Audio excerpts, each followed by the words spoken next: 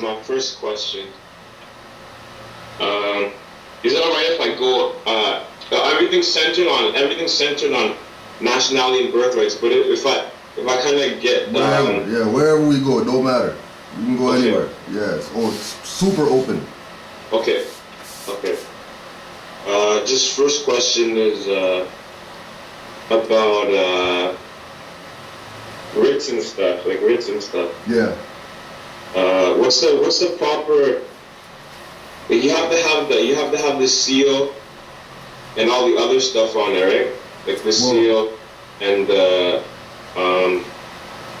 all the national seals and stuff, right? All right. Hold on. Let me get. All right. So let's just check that one time. All right.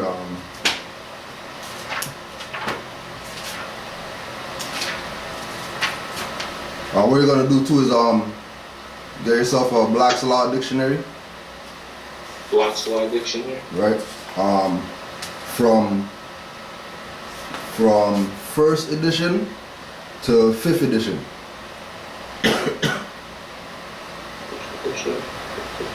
All the different? Say that again?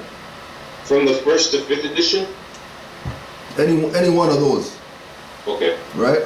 Because everything after fifth is pretty much watered down. Okay. Right?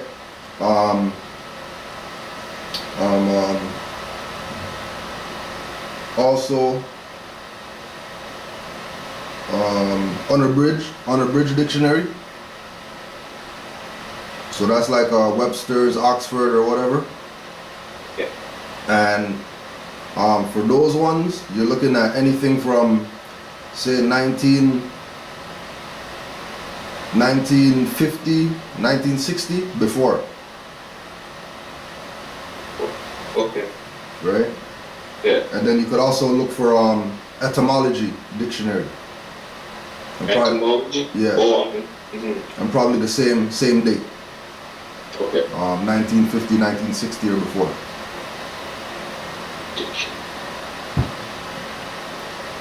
These will all help me a lot with writing the writs and everything. Right? Even more than writs. Even more than that. Yeah, because our history has been, as our personal history, right, has been void of etymology and law. That's why we need those dictionaries, and it's been tainted with abridged dictionaries, so soft cover dictionaries, right, that tell you a word, and then it just tells you the meaning, and then it breaks down the meaning in 5 different whatever, and then that's it. The unabridged dictionary goes into the part of speech that it is, the etymology of the word, the origin of the word, different variations in different languages or whatever. A good unabridged dictionary would lead you to the etymology dictionary for you to do further research on that word. So the one that we like to use, that's kind of common, is nice, right? So everybody's perspective is nice, is, have a nice day or whatever. Mm-hmm. But then when you check the etymology of nice, it means stupid. Right? Right? So all these people going around telling people have a stupid day, right? And then when people have bad days, they're blaming some external force when it was those 50 people who put that hex on them. Exactly. Why their day is not going how it's supposed to go. You know what I'm saying? Is that like the black? Is that a lot like the black curse? Like you're going around calling exactly. Same thing, different word. Mm-hmm. Exactly. Same thing. Exact same thing. Just a different word. So my first question, I was just gonna say, once you get into writs, is there any sort of what's the word? Any sort of format they all have to be, or is it once you kind of have down the officialness of it, can the writ be for any kind of different things as long as it's within the actual point you're trying to prove in the first place? Like, right. I got thrown off, but let me just hit something up quick fast. We were talking about seals, right? Oh, the seals. Yeah, so seal, an impression upon wax, wafer, or some other tenacious substance capable of being impressed. A particular sign made to attest is the most formal matter and the execution of an instrument. Merlin defines a seal to be a plate of metal with a flat surface on which is engraved the arms of a prince or nation, a private individual or other device, which an impression may be made on wax or other substance, on paper or parchment, in order to authenticate them. The impression thus made is also called a seal. Seals serve as an authentication of a document and also as a badge of a specialty. Common seal, a seal adopted and used by a corporation for authenticating its corporate acts and executing legal instruments. Corporate seal, the official or common seal of an incorporated company or association. Great Seal, in American law, the United States and also each of the states has and uses a seal, always carefully described by law and sometimes officially called the Great Seal, though in some instances known simply as the Seal of the United States or the Seal of the State. And then it goes into, like, you know, just different seals or whatever, right? Seal, authenticated by a seal, executed by the affixing of a seal, also fastened up in any manner so as to be closed against inspection of the contents. Sealed instrument, an instrument of writing, writ, to which the party to be bound has affixed not only his name but also his seal or a scroll. Right? So where we're going as far as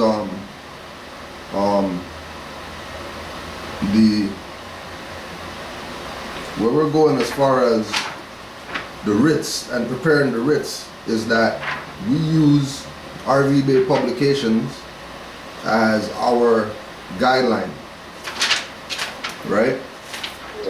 To learn how to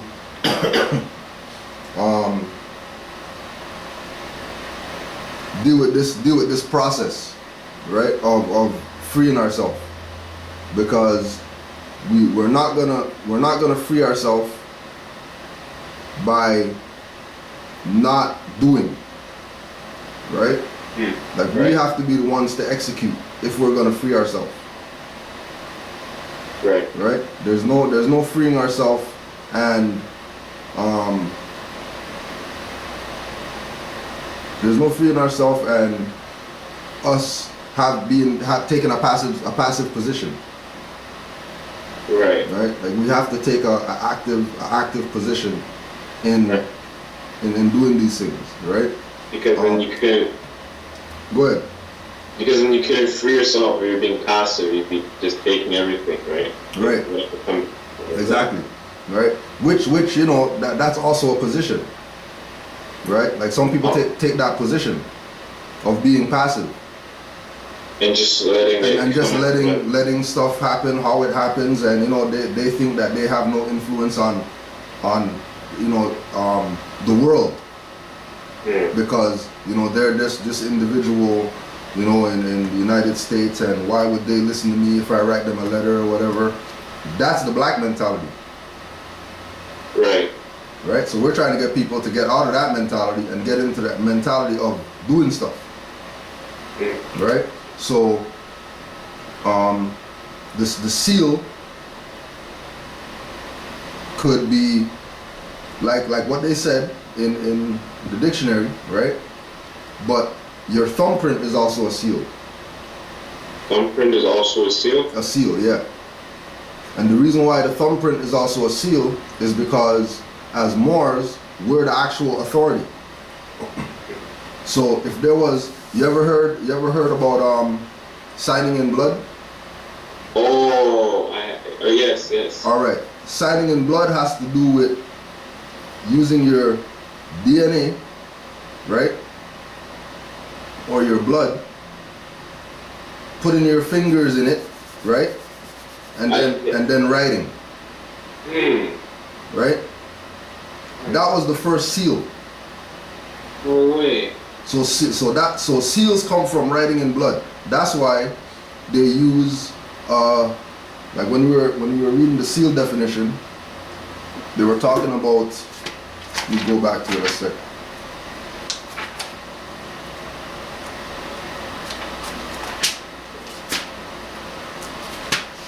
In the seal definition,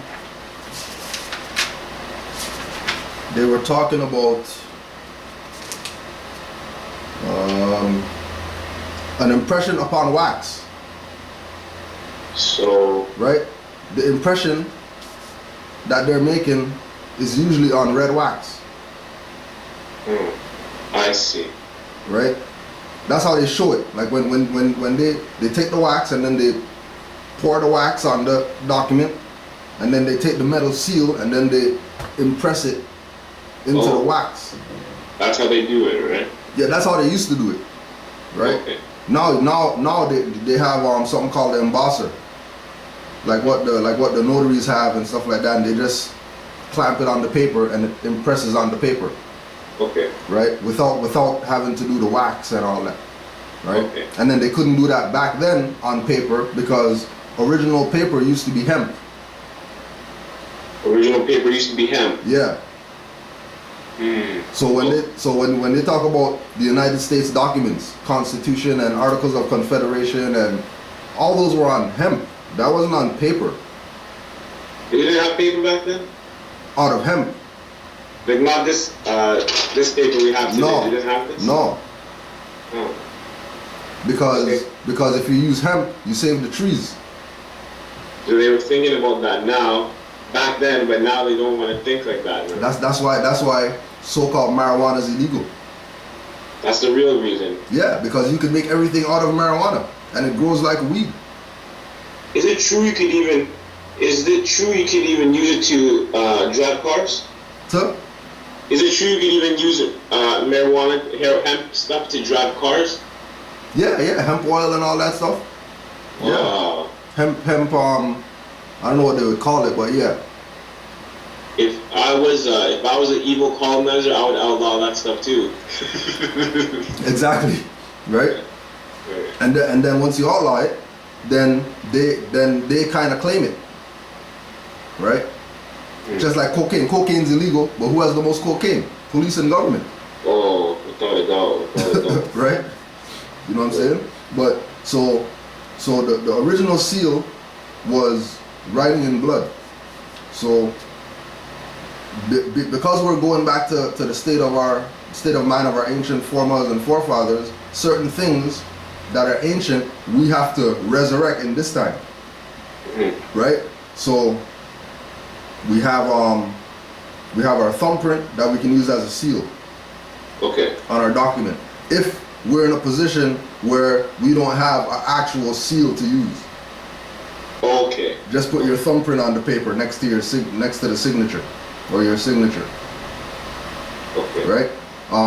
Now the secondary to that, the other seal. Yes. Right? The other seal is what's on the back of the dollar bill. The US dollar bill.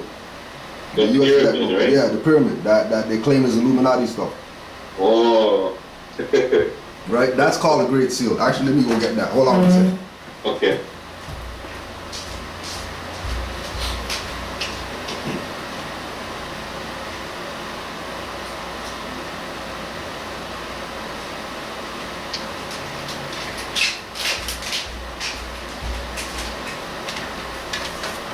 Yeah. So, right? Right there. Okay. So this is on it. It even says the Great Seal. On the underneath there, right? Yeah. Right. Yeah. It says the Great Seal underneath it. Right. Mm-hmm. And being that it's the Great Seal. Okay. Now. when you go onto RV Bay Publications and you go to Writs of Freedom page, right? Every single writ that you need is there. Every single one. Every single one. Because like your second question, every writ, okay, writ means written document. Nothing special. Right. Writ just short form for written. So a written document has to have certain criteria. If it's coming from Negro, black, colored, don't matter. They just write on line paper or whatever and they just mail their stuff, right? Right. If it's coming from a national, there's a criteria that it has to follow. So part of the criteria, if you start at the top of the page, is you have to have your flags or seals on the document. Okay. So that's the first thing. So when you go to RV Bay Publications and you download the writs, right? On the Writs of Freedom page, you'll understand what I'm saying. It'll be a little bit more clear, right? Okay. So you have the top of the page, you have your flags, right? So we have the Moroccan flag, we have the Continental flag. Some people use the Amity banner, which is called today the United States flag, right? Which is a fraud because it's a banner, Star Spangled Banner. For commerce, right? That one's for right, commerce. Yeah, for commerce, right. So those will be on the top of your document. Some of the documents from RV Bay also have the Great Seal on the top of the document, right? Right. Because this is really our seal. So this is not Illuminati seal or European seal or Freemason seal. This is actually our seal because, as we know, we built the pyramids. Right. All right. So if we built the pyramids, why aren't we claiming this? My guess would be because they stole it from us and made it look like it's their stuff, so then they could try to make people not want to use it. Right. Right. Now let's check this. If I have this in my possession right now, did they steal it? Not at all. If you have it in your possession. All right. So if I have it in my possession, but I'm not talking about it, I'm just using this just to just giving this up, and I'm never claiming this as mine. In law, that's called abandon. Oh, like you gave it up, right? Right, exactly. So if we give it up, was it stolen?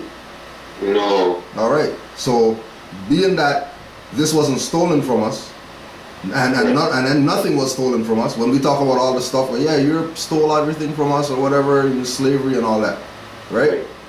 Right. They didn't steal anything. We gave up everything. Right. Because we thought we were the gods of the universe and we didn't need anything. Oh. So we abandoned stuff. I hear you. Right? I understand that. Yeah, so our position right now is to go back and reclaim everything. Everything that's ours. That's everything. Rightfully ours, right? Yeah, so this is rightfully ours. And then how is this rightfully ours? You see the shadow on the pyramid? Around the left side and the bottom side, right? All right, okay. Now, where's the sun on this? It would be facing coming from the right side, right? In order to cast a shadow on the left, right? Right. All right. Where's the sun in the picture, though? The sun in the picture. Is it the pyramid at the top? Right. The all-seeing eye. The all-seeing eye. Right. So if the all-seeing eye is on the top, which means 12 noon. Right. How is it casting a shadow on one side of the structure? It must be impossible. Right. And not only that, it's also casting a shadow on the bottom. Which means that this is technically floating. Oh. It's not sitting in sand. If the shadow's at the bottom, that means this is floating. It's not sitting on the sand. That's true. Right? What? Okay. What is that? Yeah. And now, do you know what the number of the Moors is? It's the number 7, right? What does the shadow look like now? I can see the outlining of number 7. All right. So whose seal is this? It must be ours. It must be the Moors. So, It all must right. be the Moors. I don't know who else has a circle 7. Exactly. Anybody else? All right. And that's the work of our ancestors. Specifically, John Hanson. John Hanson. Because John Hanson is the one that created this seal. He created the die cast for this seal. John Hanson was a Moor as well? Yeah. That was the first president. Oh, the first president? Yeah. The first president was a Moor? Yeah. So what's Obama trying to claim right now? He wants to be the first black president? Well, that's what they claim him as, but he doesn't claim to be black. He told them that. He told them I'm not a black president. What? Obama said that out of his own mouth. Yeah. Because he knows that he's not black. Why does he know that he's not black? Because Obama is a constitutional lawyer before he got into politics. Oh, no doubt, no doubt. And a constitutional lawyer knows what's up. Of course. So there's a lot of sleepy-headed Moors out there. Yeah, big time. That they don't want to claim their own thing. They're gonna abandon it and give it to the Illuminati. And then blame the Illuminati for everything that they're doing to them and Freemasons and all these people, when the only reason those people are doing those things to them is because they have their power through this seal right here. That seems to me almost simple to understand, right? Yeah, it's very simple. People make stuff advanced, more advanced than it is. Exactly. Right? Okay. So, all that to say, at the top of the Ritz on RV Bay, you're gonna see this seal sometimes. Because writing a writ, you're making a proclamation. Writing a writ, you're making demands. Oh, okay, right. So if you're writing a writ and you're making demands, you better have the authority to be demanding something. Right. So people who watch this and then they say, well, I don't want nothing to do with the Moors, but I have this situation and I'm gonna go write a writ about it. You already lose. You already lose. Right? Because you have to be in propria persona. Okay. In order to write a writ. Right? So in propria persona, in one's own proper person. That's what it means? That's what it means. Right? INPRO PRIA persona PERSONA. PERSONA? Yeah, PERSONA. Like personal without the L. Okay. In propria persona. Yeah, in one's own proper person. Okay. Right? Now, it is a rule in pleading that pleas to the jurisdiction of the court must be pled in propria persona, because if pleaded by an attorney, they admit the jurisdiction, as an attorney is an officer of the court and he is presumed to plead after having obtained leave which admits the jurisdiction. Right? So what that's saying is that if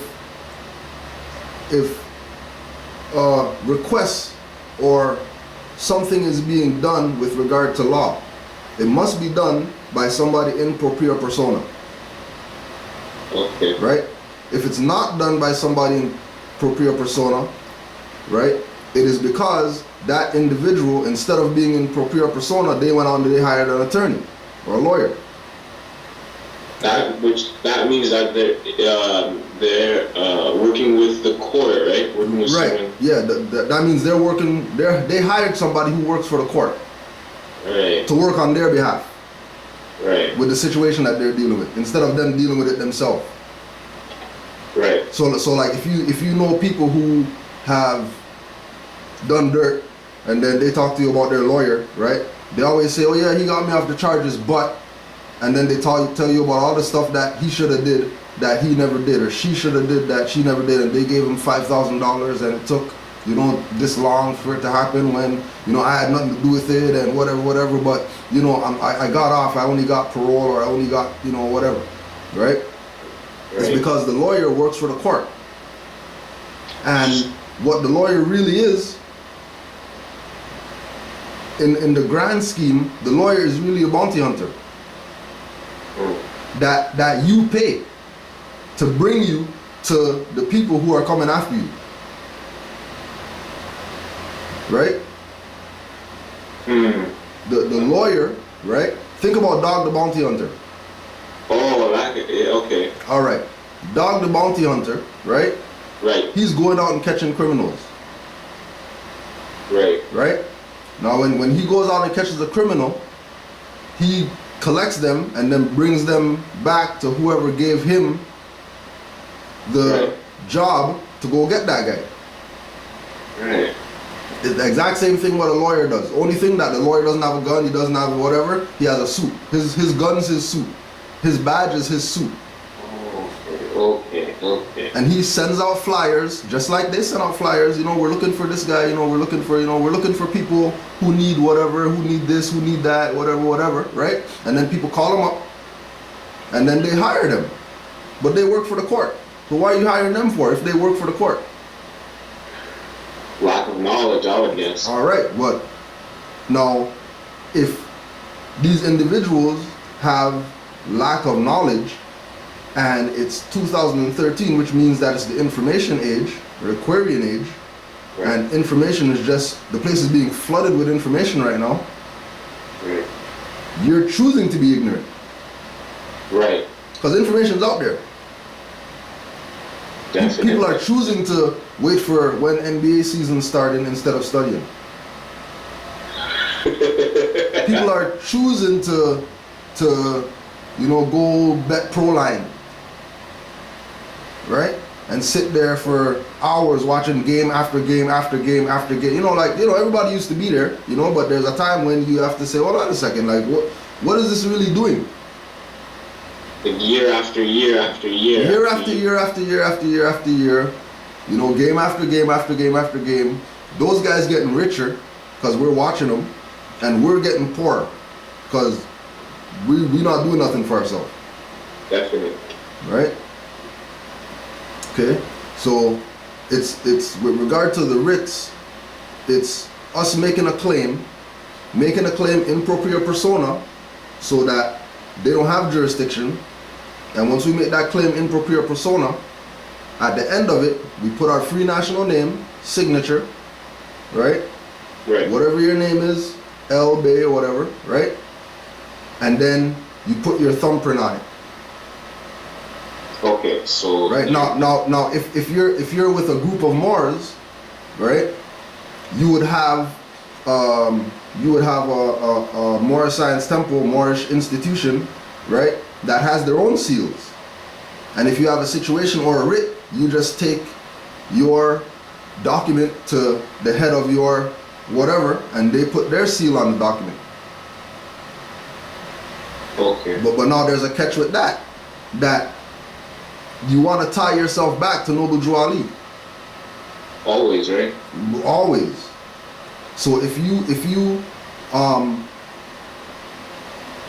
a document is sealed by an organization that was founded in 2011 by some Moors who figured, we're just going to found our own thing or whatever, right?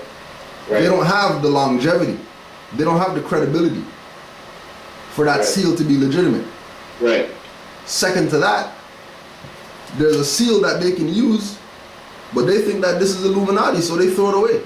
Abandon again, instead of just using this seal on their document. Which we have the right to use. Right? And if you want, put the seal on the document this way, so it shows who your allegiance lies with. We can do that? Well, hey, the Circle 7 is really ours, right? Right.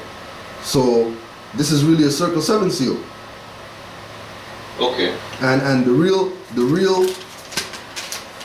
it's like when we look at this, right? And it says these two seals make one. Right? You have this seal, which is the seal that Obama always stands in front of. and all the so-called government people or whatever, they always stand in front of this seal, right? The eagle. The eagle. And this seal, they never stand in front of, they never talk about, it doesn't even get mentioned, only on the dollar bill. Never, eh? Right? But then when we take this bill, right, and we do this with it, right? Now this becomes a coin. And there's the tail. Oh. There's the tail of the coin. Wow. And then there's the head of the coin. Wow. Right? You're right. But if we're gonna go back to the foundation, right? We'll just eliminate this seal, because this is not even a seal, this is just a insignia of some European corporations, right? And then we just use this, and then here's the Great Seal, right? Right. And then there's the secondary side of the coin. Okay. So we don't.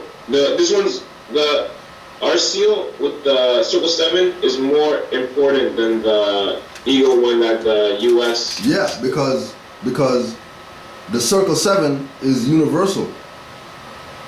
Okay. It's not an earthly. This is not an earthly position. Okay. The Circle 7 is a galactic position. What? Whoa. Okay. Let me write that one down. This one's universal. Yeah. The Okay. Circle 7 is universal. The Great Seal is earthly. Okay.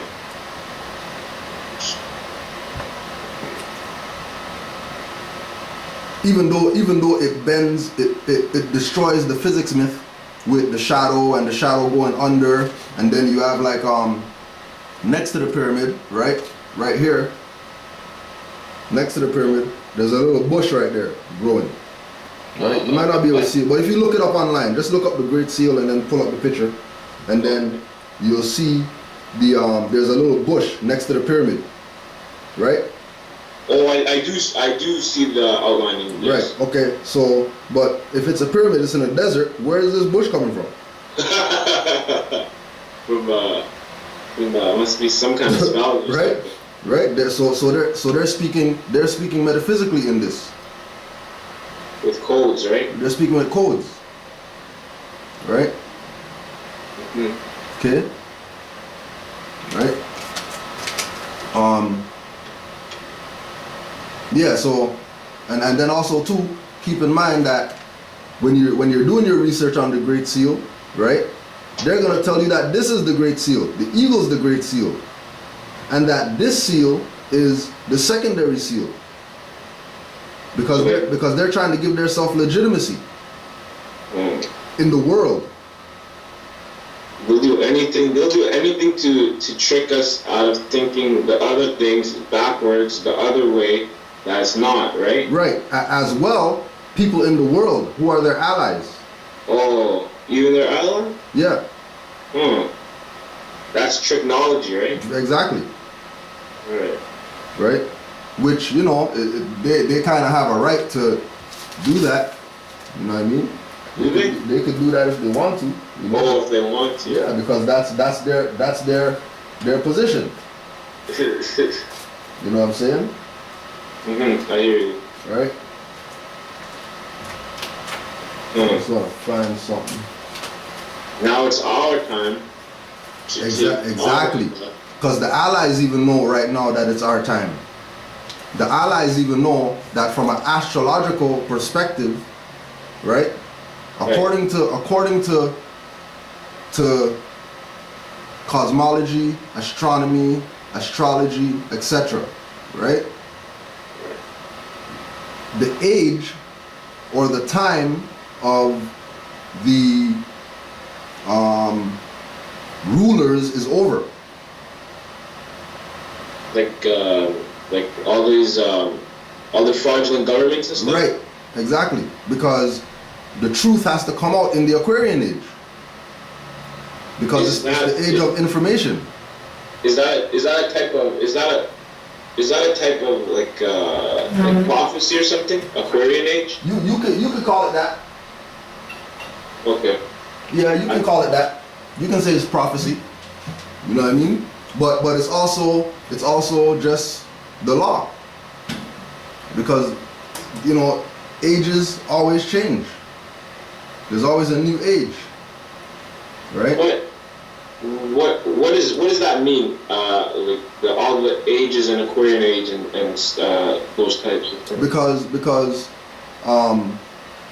the celestially, the sun goes through all the astrological houses, right, over a period of time. Right. So when the time's up, the sun goes into another astrological house, and then it stays in that house for 2,600 years or 2,100 years or something like that, right? And every age is a new house. So we just left the house of Pisces, and then we go into the house of Aquarius.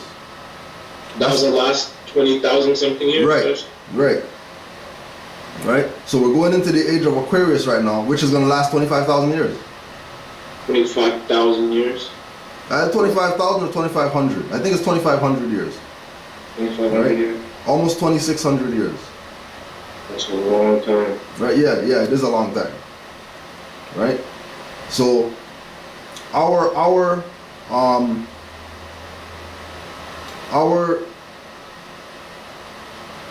position is to get this information to the people as early in the Aquarian age as possible, right?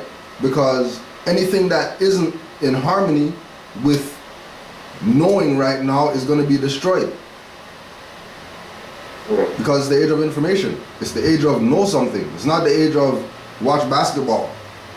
Right. Not that you can't go to a game once in a while, but you know what I mean? You got season tickets and all that. You're taking basketball a little too serious. Pretty much trapped in a cycle, right? Exactly.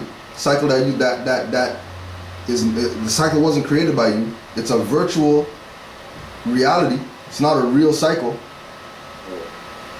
It's a virtual reality. Yeah, because if you talk to players off the court, they'll tell you that they're slave masters. They're slaves to the NBA. For real? Yeah, go listen to Iverson and all these people who they oust from the NBA, and who Rasheed Wallace and all these people who they get Dennis Rodman and these people, right? Who they want to shut up when they start talking. Mm-hmm. Right? And give them 500 technicals a year or whatever to make you think they're bad guys. Yeah. When those are really the ones with the knowledge. Like if you look, like for example, Rasheed Wallace, since he came in the NBA, he had a big tattoo, right? Of Egyptian hieroglyphs. Mm. With him representing Asar, his wife representing Aset, and his child representing Horus. For real? Yeah. Tattooed on himself. He didn't have just tattoos of nothingness. Right. Right? But what does that tell you? That tells you his degree of knowledge. Exactly. Right? That's just like right now there's big thing online with Carmelo Anthony got a Nation of Gods and Earths pendant. I think I even heard something about that too. Yeah. Right? Why? Because he has a certain degree of knowledge. You're not no NBA player. And that's just it's like when you get to that stage that you've made it, right? What are you gonna do now? Well, you made it. So what are you gonna do? Let's say somebody won $1 million right now, right? Right. $1 million right now. Made it. Now what are you gonna do? What's your life gonna consist of now that you don't have to work? Now that you don't have to go buy groceries? You could hire somebody to do that. Well, like things are gonna change in your life. Right. Now, are you gonna continue on that, hamster wheel, or are you gonna try to broaden your perspective of what's going on? Look at Amari Stoudemire. He went to Jerusalem. He became a Jew. He became a Jew? Amari Stoudemire is a Jew. What? How did he do that? What? He did that because he has the knowledge. He has the knowledge, I guess. Was he sharing it after? That's what I would do. This shit's online. He made his pilgrimage to Jerusalem, all that. Went into the river, got the dunking and all that stuff. All that stuff. All that. Don't be fooled when you see, you brothers walking in the thing and they got suit on and whatever. But they have certain degree of knowledge. Right. You know what I mean? Even I remember I saw a video somewhere. Shaquille O'Neal, he was showing off his ring. Right. Exactly. Right. Right. He had that ring, that Freemasonry ring or whatever. But again, it comes back to that thing. If nobody knows what Freemasonry is, right? Then it appears that the appearance is that he's clowning. So Shaq's clowner. And if you really look at it, like why would they let this guy in the Freemasons? Like this Shaquille O'Neal, he ain't nobody. He's just a basketball player, right? Right. But the Freemasonry, as far as dark-skinned people are concerned, have nothing to do with them, other than it's their stuff and the foundation of it is them. But it's not something that they can go join. Right. That's like you joining. That's like you joining your family tree. Mm-hmm. That's like you joining your family tree. That's like you saying, I'm gonna go over there and I'm gonna be part of that organization that was founded by my mom and my dad. Oh. Called Our Family. So here's my pick. Exactly. You're already it. So when you're gonna go join something that's already you. Right. Right? You know what I'm saying? Yes, I do. Is there such thing as Boule? What does that mean? Is that the same thing as Freemasonry? Boule is basically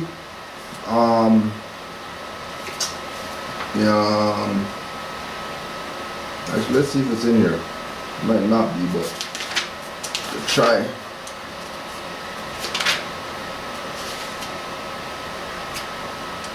Because I remember I heard somewhere that Freemason, the certain dark-skinned people or so-called black people, they can't even join into Freemasons or something. Yeah. So what they did is that they created their own.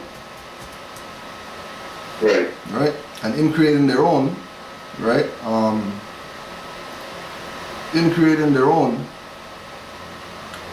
They sort of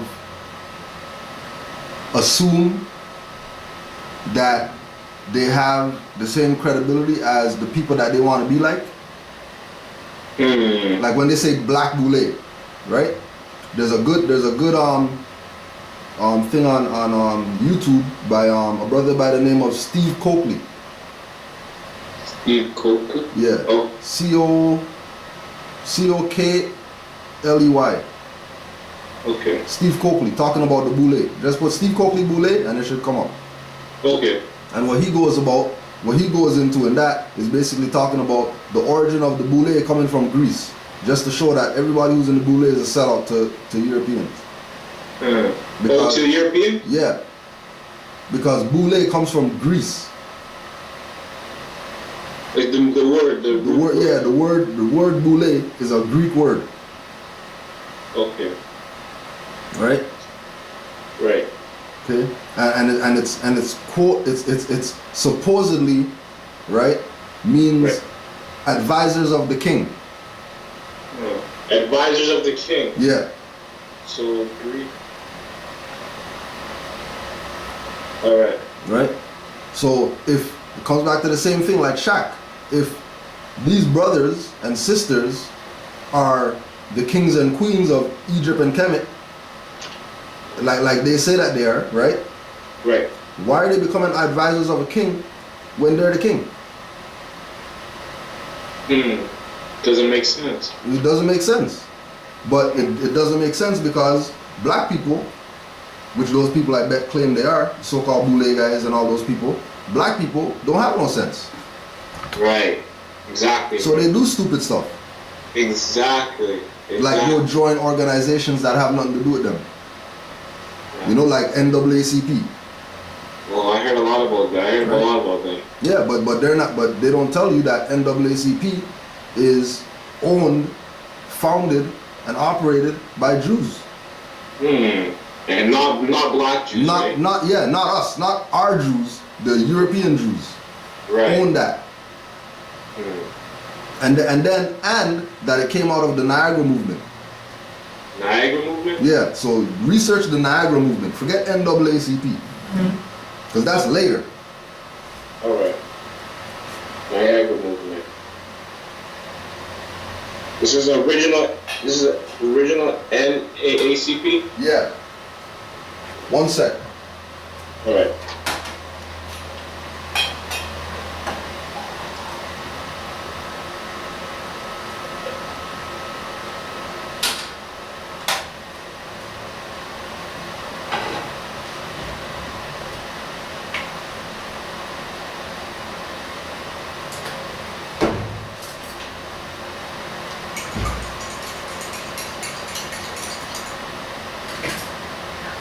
Right?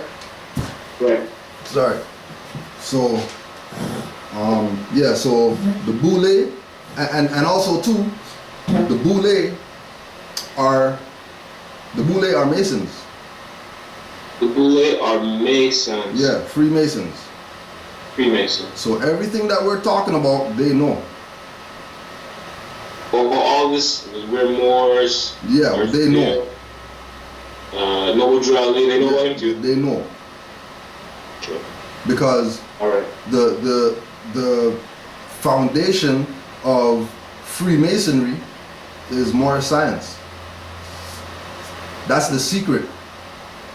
Foundation of Masonry is more science. Freemasonry is more science. Yeah, and you can just Google Moors and Masonry and YouTube Moors and Masonry and stuff will come up. Actually, we have a Canaandland Moors class we did on that. Moors and Masons. It's on YouTube. Alright. I'll check that one out. What is the meaning of Moor science? What is Moor science? What is Moor science? Moor science is everything in the world that people consider a school of thought under one umbrella. So, like, it's all our stuff, right? Yeah, all of it is our stuff. So, for example, if you want to go study something about, like, Europe or Japan or something, you can go study that because that's more science, right? If you find a way that it correlates to what you want to research. Exactly. Okay. Exactly. Alright. Right? Because in all those things, you're gonna find yourself. Regardless of where you look, right? No matter where you go. So if we go to Christianity, right? Right. And we say Christianity is, bullshit or whatever like that, for, brainwashing and all that, right? Right. In there, they have a story about Ruth. Right? Who was a Moabite. Ruth was a Moabite. And Noble Juali came and he taught that the Moors were Moabites. The Moors were Moabites. Yeah. That's our ancient name. Right? But then, you're gonna get people who like there's this guy out there, Minister Enki, right? And he has a DVD out there basically, riding Moors because, we're dissing the Bible, but then we're using Ruth as a reference to show people that they're Moors, which is a book of the Bible, which we're condemning. Right. But Moabite's been around before the Bible. Because it's a stolen story. Pardon me? It's a stolen story. The Bible. The Bible are stolen stories from all around the world. The Pope probably stole them, right? Well, whoever, it doesn't matter. You know what I mean? The point is that it's not European in its nature. Oh, I hear you. I hear you. They went around the world to all the different cultures of the Moors and stole information to create this book called the Bible. So we're not Moors aren't condemning the Bible, right? Right. Moors understand that the Bible is an astrological historical and historical and allegorical reference point. Reference point. It's not a holy book. Not a holy book. Yeah, that's why we condemn it, because people use it as a holy book. But it's a history book. It's a type of guide, right? It's an encyclopedia. Oh, that's true. Could you repeat that first part? Astrological. Astrological. Right, because Holy Bible comes from Helios Biblios, which means sun pages. Alright. So it's an astrological book, right? Right. It's a historical book because of all the history that they stole from everywhere else to make that book. Right. And then it's a mystical book or an allegorical book because everything is spoken in parables. Right. When it comes down to the teachings of the Holy Bible and the teachings of Jesus, it's parables. It's not just 1 + 1 = 2. Right. It's deeper than that. It's way deeper than that. Right. Right? You know what I mean? Yes. So be mindful of people trying to get you to abandon your prophet. Oh, yeah, never. Because they want to be your prophet. Yeah. And they want you to think that this man from North Carolina that was born Cherokee, right? They want you to think that he didn't know what he was talking about. He self-proclaimed himself prophet, and that he's a false prophet running around trying to get you to, abandon your blackness. Because the universe is black, and the trees and it comes from the earth, which is black, and Kemet means black land, and Indian means black, and all these things mean black, so that means we're black, so we have to embrace blackness. Right? When blacks are fraud, and anybody who calls themselves anything to do with adjectives and colors and whatever like that, they lose. No matter what the appearance of the benefit is that they get, right? They still lose. Right. Because your position in the world is astrological. That's why you have a birthday. That's why there's an astrological sign that's connected to you. Astrological? Yeah, astrological. That means like the stars, right? Right. Why if we were such physical beings, why does our birthday matter? Which has to do with the stars. Is that when you came to Earth? So remember when? All right. Go. So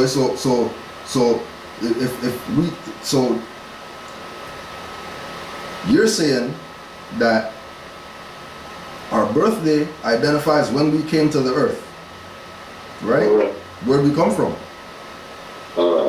Based on your birthday.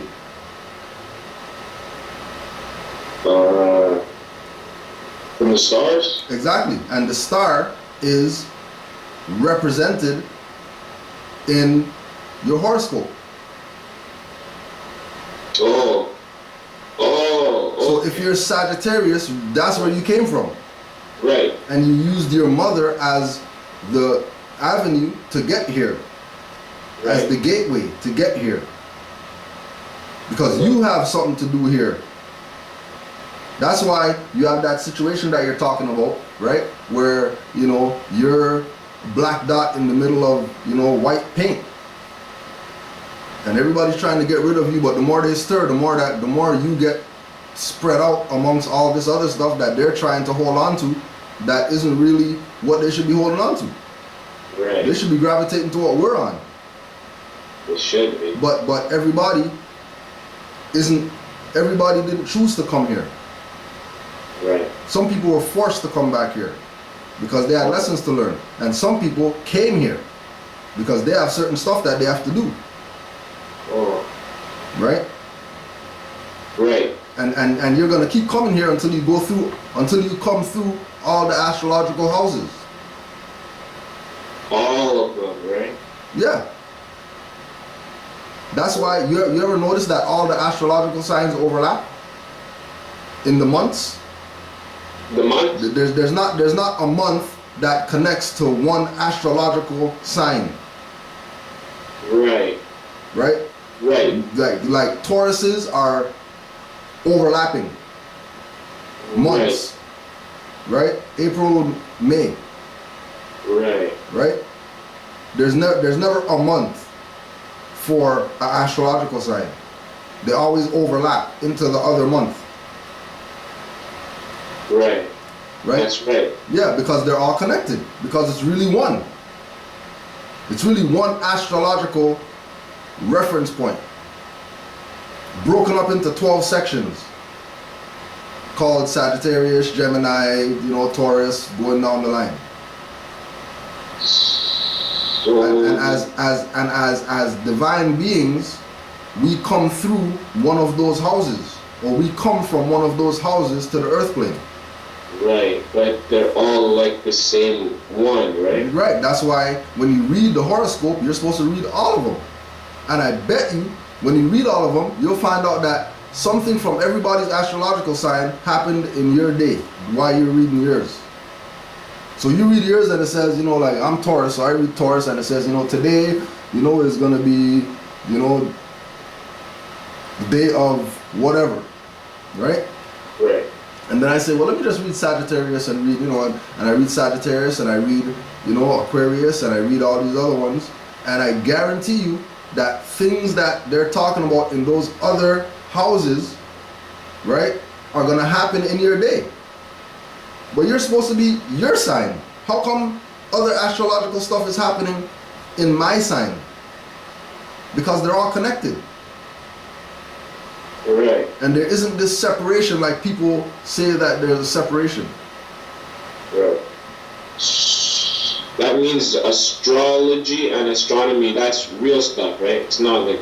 Yeah, that's not just you know, actually let me see if I find something. That's, Alright. yeah, that's not just whatever. You know? That's actually legitimate. Right. You know, let me find this book right here.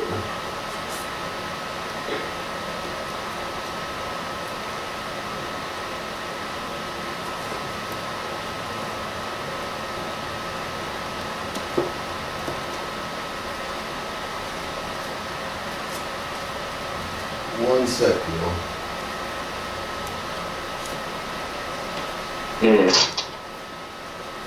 It's a lot. Right? Right. So you get this off RV Bay Publications, right? Zodiacal view on you. Divine law and evolution of man. Psychology of astrology. Right? And we just go to the first page, right? Astronomy is the study of the locations of the heavenly bodies as in a map, the geography. Astrology represents the influences of the heavenly bodies on you, the philosophy. It is about you. It is your guide, your navigation reference. There were many attempts to arrest astrology, but even the so-called modern astrologers could not suppress it. They could not help but study astrology as they studied astronomy. They did, however, manage to suppress it from the masses, particularly in North American continent, when they reconstructed the true history by way of reconstructing false educational doctrines and religious dogmas. They broke it up into pieces such as psychology, sociology, mythology, physiology, philosophy, etc. Then offered it as a study course wherein you get a degree in one of the fragmented parts of it. Most of us subscribed to this order without knowing it had been mutilated and presented as pieces of a whole, as in the story of Horus. Astrology came back on the scene as a fad to the masses somewhere around 1970, with a disclaimer for entertainment purposes only. The fashion in which it was presented could not escape but from being entertaining. We must recognize that we have been unknowingly willing participants to this society. We strive today to become knowing, willing participants of our society, which will automatically put a screeching end to any falsehood. The truth is the light. The light is the dawning of your awareness, and your awareness sets you free. Once this occurs, we then collectively would become the active society again, as in we the people. We would naturally be concerned about our posterity and would no longer subject ourselves and our children to a society that hinders growth. Mm. Right? That's a lot. And that's just an aspect of Morris science, astrology. We even get into history, metaphysics, none of that yet. Mm. We didn't even get into the galactic sciences, like, you know, floating and shit like that. Whoa, so that stuff's all real then? Yeah. David Blaine will show you that. Oh, that guy. I thought it was just yeah, that's true. But again, you know, it's a fraud because of how he's using it. Right. Is I was thinking of this to myself sometimes. Like they say magician, if a magician shows his secrets, it's not magic anymore, right? Right. Because really it's not magic. It's not magic at all, right? Like, it's not magic. Right? Like, okay. Let's see if that's in here.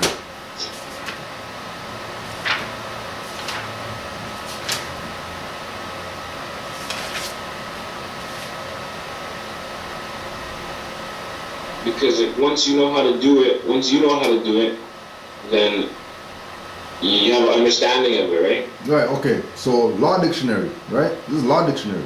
Magic, witchcraft, and sorcery. Witchcraft and sorcery? Right? Right. Now, Right.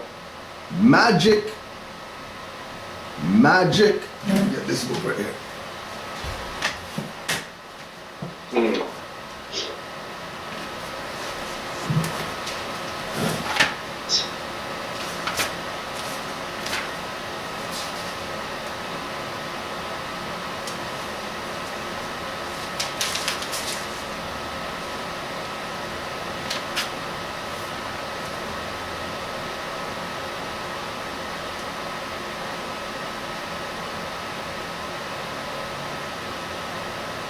All right. So, magic of or relating to magic, having seemingly supernatural qualities or powers, enchanting. Seemingly, right? Seemingly, right? Having seemingly, Yeah. right? Magic, noun. Middle English, magic, M-A-G-I-K. French, or Middle French, magique, M-A-G-I-Q-U-E. Latin, magus, M-A-G-I-C-E. Greek, magic, M-A-G-I-K-E. From magikos, M-A-G-I-K-O-S. Magian, magical. Magos, magus, sorcerer, of Iranian origin, akin to Mogush, sorcerer. The use of means as charms, spells, believed to have supernatural power over natural forces. Magic rites or incantations. 2. An extraordinary power or influence seemingly from a supernatural source. Something that seems to cast a spell. enchantment, the art of producing illusions by legerdemain. Legerdemain. And then Legerdemain? Yeah, legerdemain. Is that written stuff? Yeah, let's go see. Right, and this is why you have a dictionary. So that anytime there's a word that you don't know or whatever, right, you can look it up.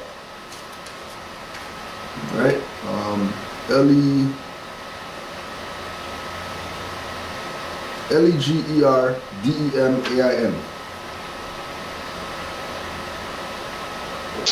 Alright. Legerdemain. Middle English, French, Middle French, ledger de main. Light of hand. Sleight of hand. Light of hand, sleight of hand. Yeah, right? That's what legerdemain is. Right? Now, the other part of it is that it says magi. Noun, magus. Right, so let's go to magus. M-A-G-U-S. Magus. Right? Magus. From Greek, magos, M-A-G-O-S. A member of a hereditary priestly class among the ancient Medes and Persians. And don't forget, Persians aren't people who we see today that say that they're Persians. Were they Persians are really us. dark skin? Yeah. One of the traditionally 3 wise men from the east paying homage to the infant Jesus. Right? One of the 3 wise men. One of the 3 wise men. So one of the 3 wise men, right, that went to visit Jesus was a magus, or a member of the magus, or a magi, or a magician. One of them. And then when you do your research on the 3 wise men, you'll find out that one of them was a brother. 3 wise men? Yeah. From the Bible? Yeah. From the Bible. Yeah. You'll find out that one of them was a brother. Okay. Right? Now, let's go back to the law dictionary again. Right? Because the term magi is also in magistrate. Exactly. Magistrate, person clothed with power as a public civil officer. Could you repeat that, please? Person clothed with power. Person clothed with power. Yeah. Right? They're wearing a uniform almost. Okay. As a public civil officer. A public officer belonging to the civil organization of the state. Civil officer? Yep.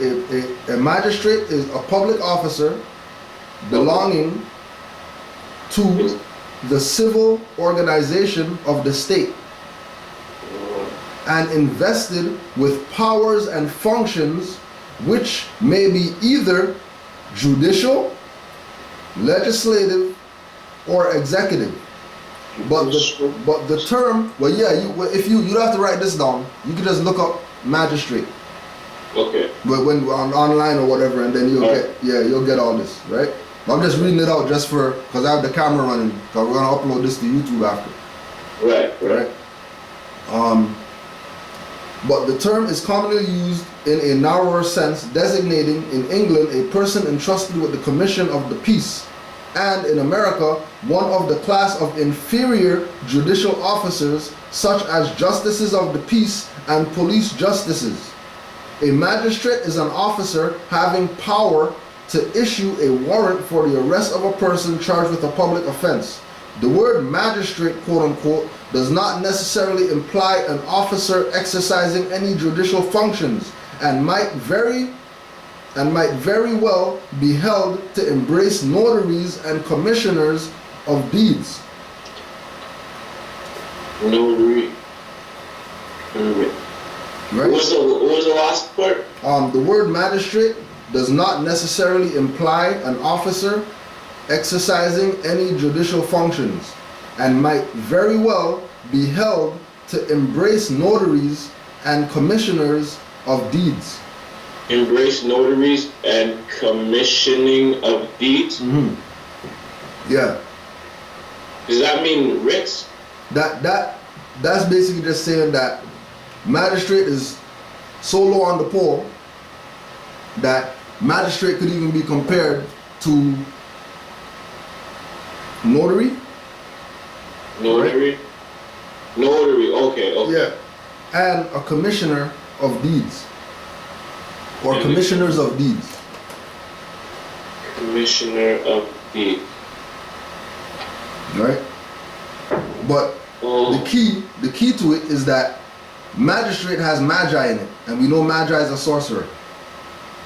Right. And this is why it keeps talking about clothed with power, invested with power, having the power, because the power is the magic.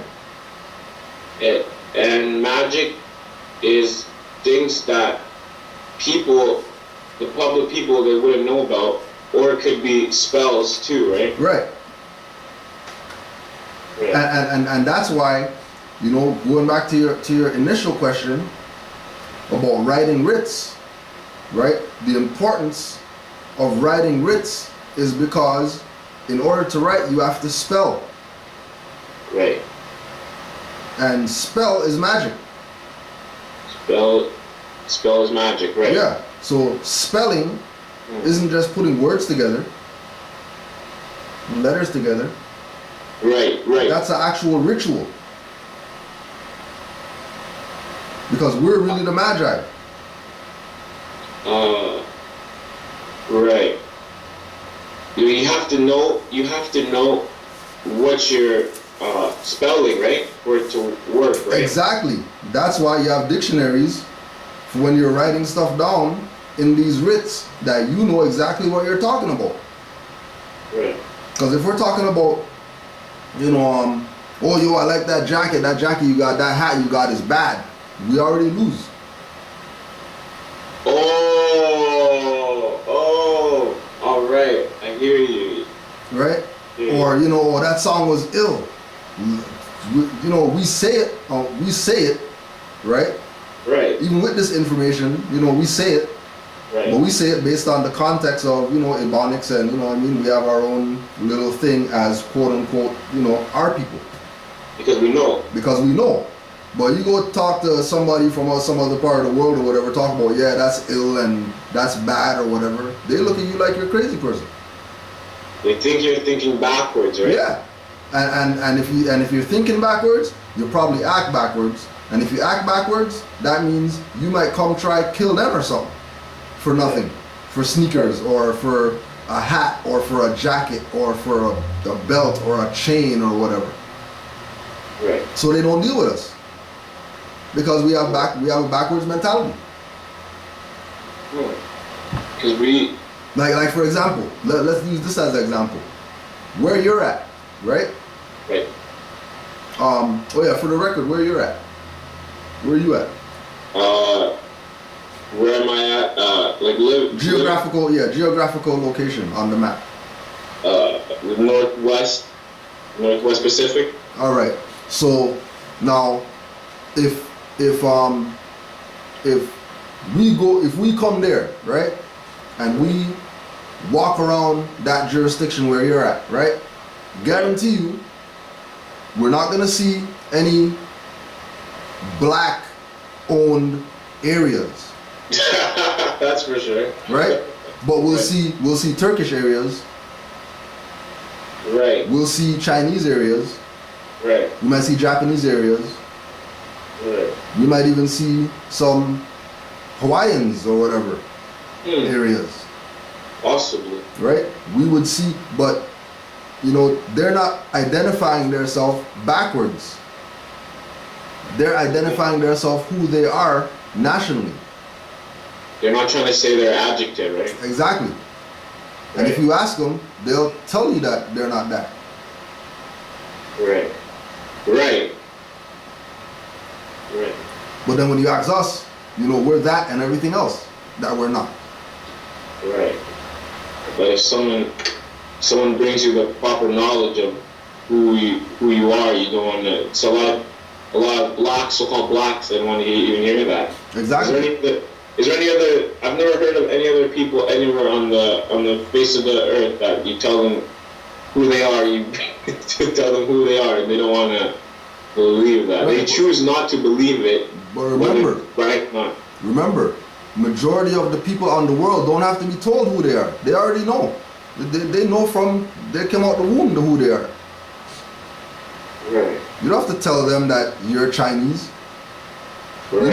You're not yellow guy, you're a Chinese guy, so you need to proclaim your Chinese nationality because, by saying you're yellow, that means you're putting yourself in the category of a slave and what. You don't have to tell them none of that. Right. They already know that they're not yellow people. It's not even something you have to tell them. You're not yellow people. You don't have to tell them that. They already know that they're not that because they have a free national name. And a nation and everything. And a nation and everything else that goes with it. Mm-hmm. Right?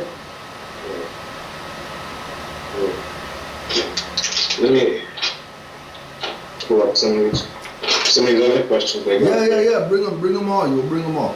All right. I was gonna say, is there any known reasoning for why the Earth is round like how it is? Do your research on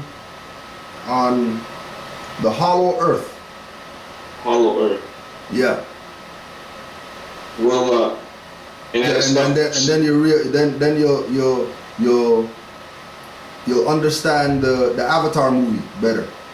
Oh, okay, yeah. I did understand that movie, to tell you the truth. Yeah, but when you watch Hollow Earth, or read Hollow Earth, or read about Hollow Earth, it'll give you a whole different perspective about that movie. All right. And where were they? What side were they on? Were they on the side that we're on, or were they on some other side of Earth that we haven't even been to yet? That's deep. All right. Right? But yeah, so just do your research on Hollow Earth. Give me 1 sec. Okay.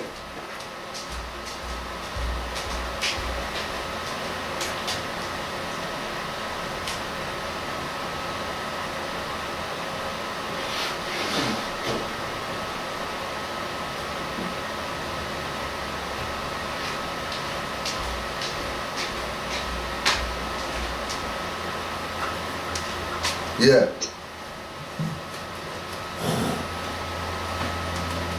Yeah, yo. Right. Also, yeah. Can you tell me more about the Moor's fez? The meaning of the fez and how come we wear it around? And it's it's supposed to be like a high respect thing, right? Right. You just find that.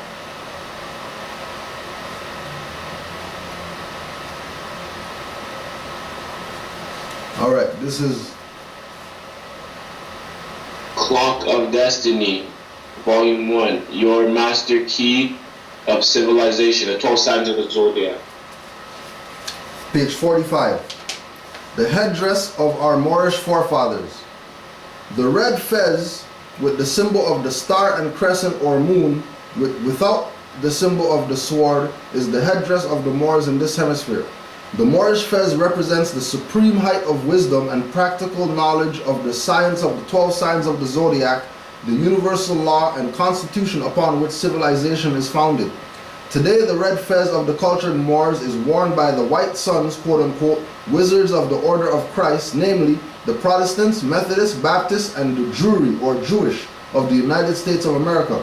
The red fez worn by these sons have the star and crescent with the symbol of the sword worn by these sons with the symbol of the sword on top, which represents the subjugation of the Moorish woman.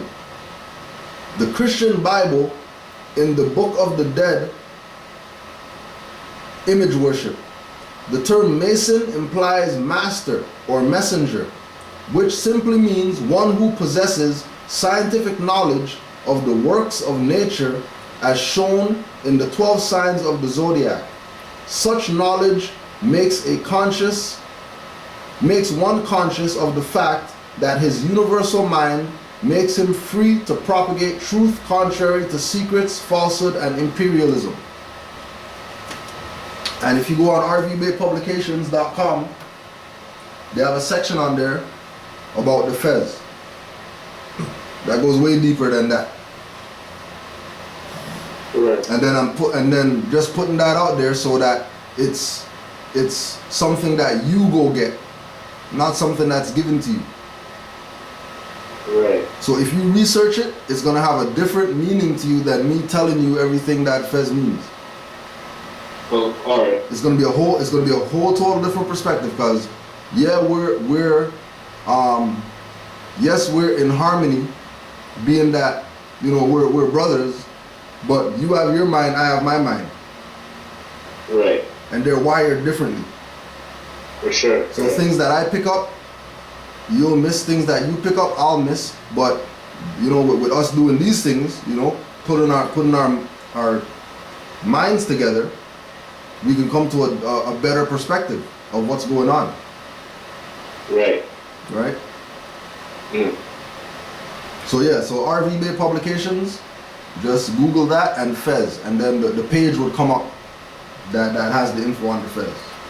All right. My next question, I was gonna go into. I remember watching the Moorish hip hop. There was one video you had on hip hop. Yeah.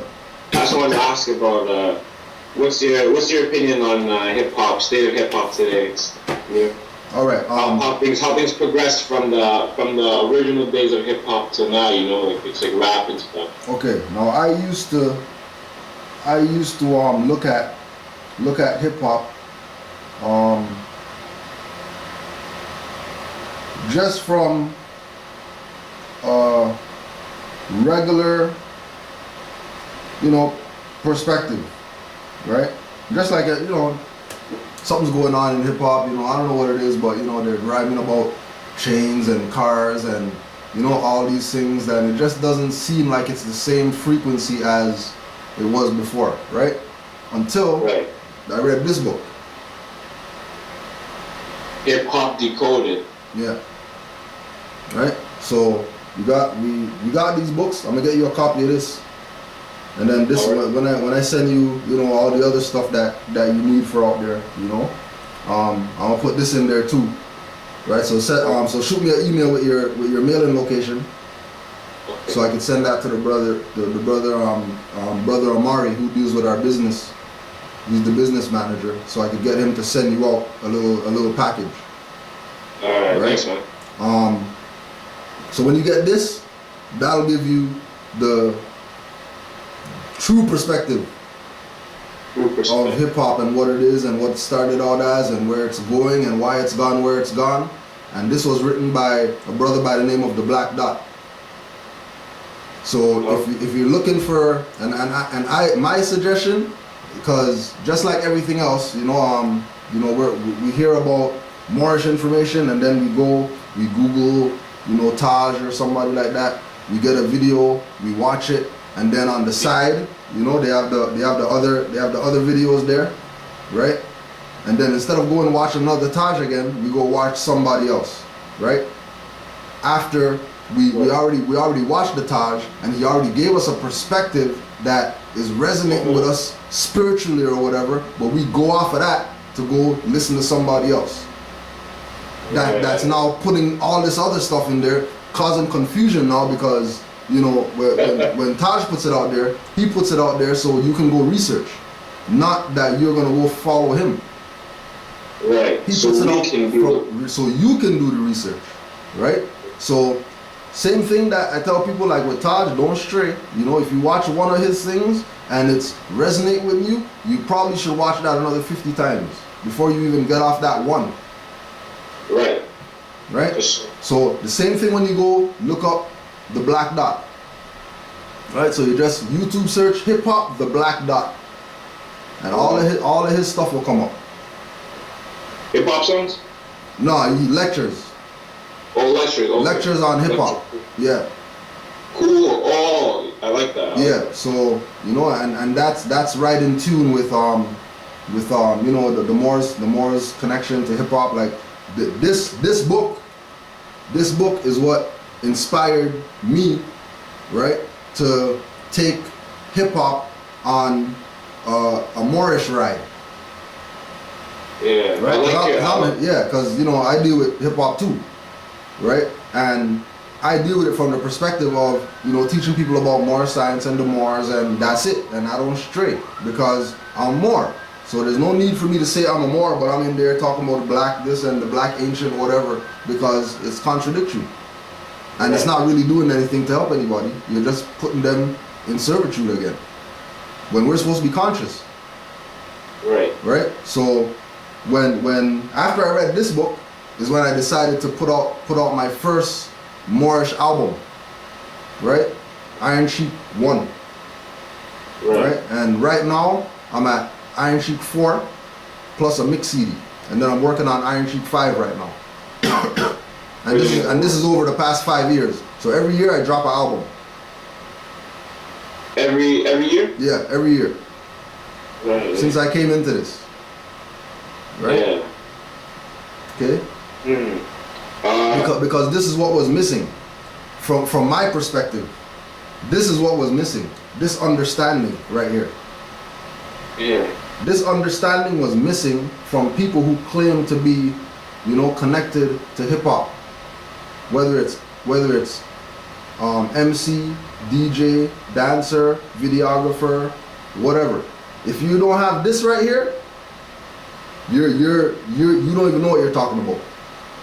Exactly. All right. Right. This is a prerequisite for anybody who's saying that they're down with hip hop. All right. You know what I'm saying? Mm-hmm. Right. Yeah. Just because, and I'm not boosting him because that's my boy. Right. I'm boosting it because the information in there is critical to us figuring out how we're gonna deal with this mess that these people created with regard to hip hop. Right. Right.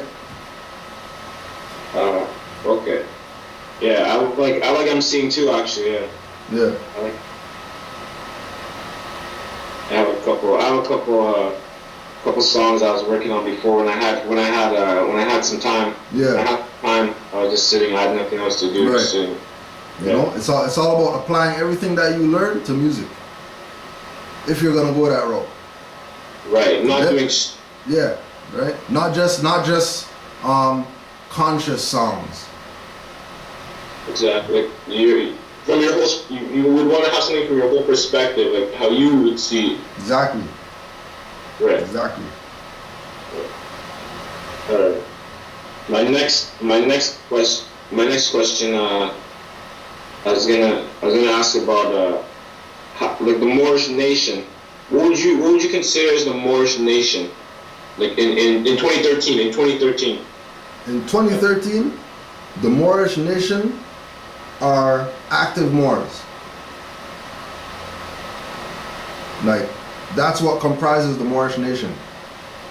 So Moors that are active, Moors that are doing things. So for example, Hugo Chavez is part of the Moorish nation. Hugo Chavez was the head of Venezuela, who just died a little while ago. Right?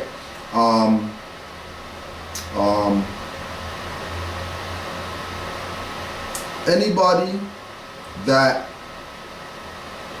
now spiritually, the Moorish nation is all dark-skinned people on the planet.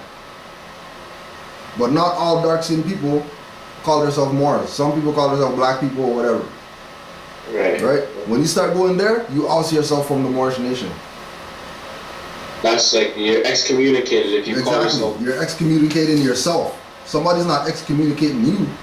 You're excommunicating yourself. Because people want to listen to Seti, and they want to listen to King Noble, and they want to listen to Ali Muhammad, and they want to listen to Minister Enki, and they want to listen to all these Europeans talking about sovereignty or whatever, but they don't want to listen to what Noble Drew Ali said. That's wrong. Right? Hey. and he was the true and divine resurrector of the Moorish nation in the Americas. Right. But they don't want that. They want to go back to Africa, where everybody is leaving there trying to come here. Right. How many different African nations live in BC? Oh, how many different African nations? Yeah. From the continent. Like people that we just see every day, just walking around. Just name out, like, just based on you know, they might be on the news protesting something and you might see flags. Or you might be just you might go to school and know 15 people from your school, you know, or 15 people at your job that are from different African nations. Right? I would say at least all of them. There has to be at least one from at least every. All right. So why are they leaving over there, which is supposed to be the cradle of civilization, to come to British Columbia? They must like it. They must like it here in colonization. Right. They recognize that this is the Moorish Empire. Oh, they already knew. They already knew that it was the Moorish Empire. Why else would they come here? They come here for the land of opportunity. Right. Okay. Well, the land of opportunity is only under the Moors. Historically, if you go back historically, Christians, Jews, Muslims, atheists, whoever lived under the rule of the Moors. With no fighting, no arguing or nothing like that. The only fighting came was when individuals were jealous of the Moors' power and they wanted the Moors out of power so they can take that power for themselves and colonize the world. They were jealous of us, the Moors? Yeah. Just like they're jealous of Noble Jew Ali and they don't mention his name. All these black groups, all these organizations saying that they're for freedom. They're gonna have to learn on their own though, right? Yeah, they're gonna see. Well, he said, didn't Noble Jew Ali say, if you don't believe I'm a prophet, watch my prophecies come true. Exactly. And his prophecies have been coming true. The United States shut down. He said that was gonna happen. Right. Right? You know, like, you know, looking at the cataclysms going on in the world, earthquakes and tornadoes and tsunamis and all this stuff. We talked about that stuff happening. What he said about the Detroit and Detroit, Chicago. right? Yeah, right. Detroit's gonna fall because they abandoned the prophet, right? That happened. Right. Chicago right now, they're going through their thing, 500 murders in a year or whatever madness they're going on with over there, right? And then you have somebody like Farrakhan sitting in Mos Miriam in Chicago for all these years, and murders keep excelling. I thought you're supposed to be there to help the people. Right. I thought you're supposed to be there to make sure that the people get their mind right, so that they don't be killing each other and all that. But that's not what we're seeing though. No. We're seeing those guys sitting on their ass, right? Getting interviews and, you know, million marches and all this type of stuff, and people are dying by the thousands. Right. And they're just getting more funding money, right? And they're just getting more funding money, which isn't money, because paper isn't money. Fiat. So they're not even getting anything. So they're getting nothing to sell out their people. Right. That's a real sellout and a coward. That's the worst thing on earth. Yep. Right. But you know, it is what it is. Like, you know, that has nothing to do with us. That's his judgment, his karma. He'll deal with that when his time comes to deal with that. Right. You know what I mean? But it's not something that I'm not, because we already addressed it by, you know, sending emails and whatever to them to get validation of what's you guys' position. Right. You know what I mean? Oh, you did that? Oh yeah, yeah. Actually, it was a brother from the NOI, a brother who was down with the NOI, right? That used to come to our classes, and when he found out that Elijah Muhammad was a member of the Morris Axe Temple of America, right? With his fez on. With his fez on, right? He wrote a letter to the Nation of Islam headquarters, and he never got no reply. No reply. That Yeah. means that it must have been true, right? Because they didn't dispute it. They didn't dispute it. But they also didn't answer the question as to, well, why do you guys call the people black people? Why do you guys not, wave the Moorish flag? Why do you guys not mention Noble Drew Ali's name at all? Why are you guys always pushing Fard Muhammad when Fard Muhammad was also a member of the Moorish Science Temple of America?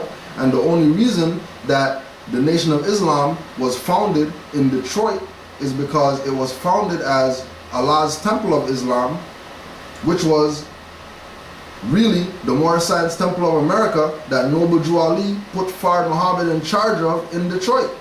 That he went and changed the name to something else after Noble Drew Ali died. And that's how Nation of Islam came about. Wow. That's why they rep the crescent and the star. And the crescent and the star is on the Moorish American nationality card.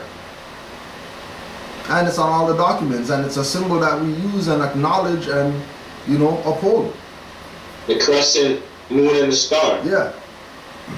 That's not some Islamic insignia. It's Moorish. That's Isis and Horus, Aset and Heru. The moon is the mother and the star is the son.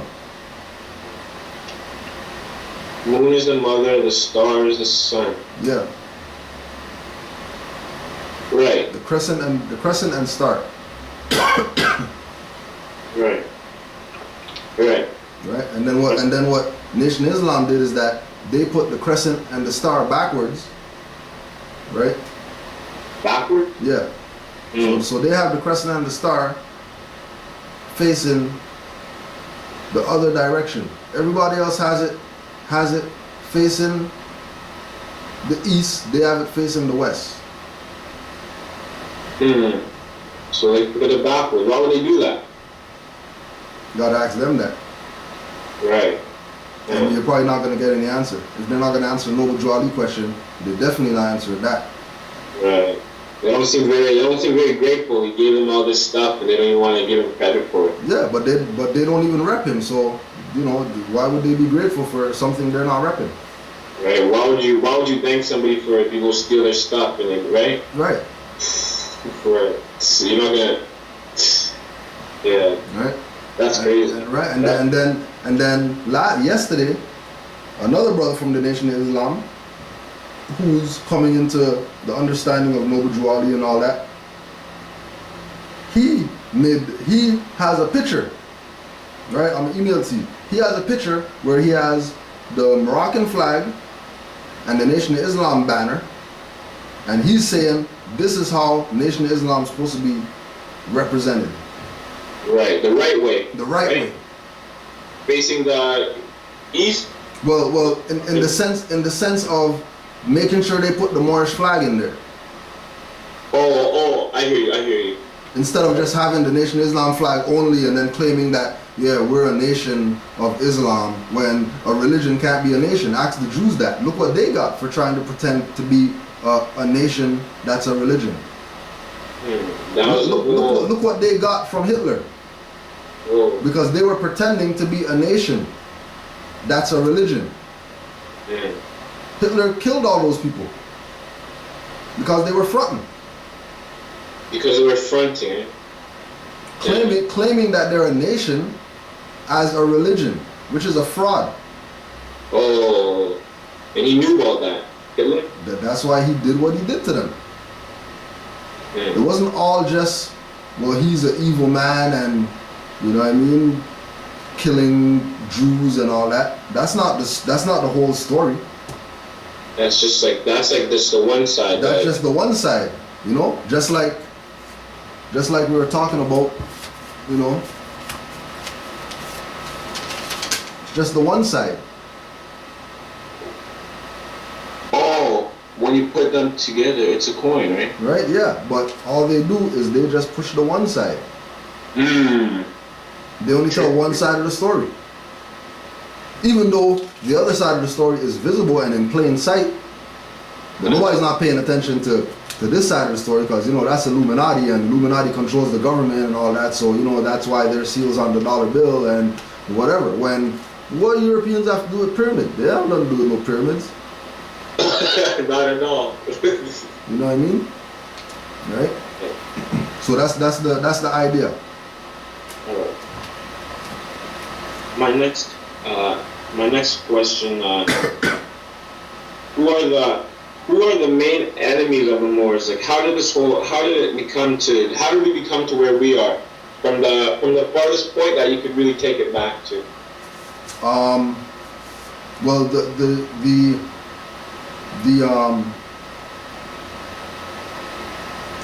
the Moors have been called other names before they were called Moors.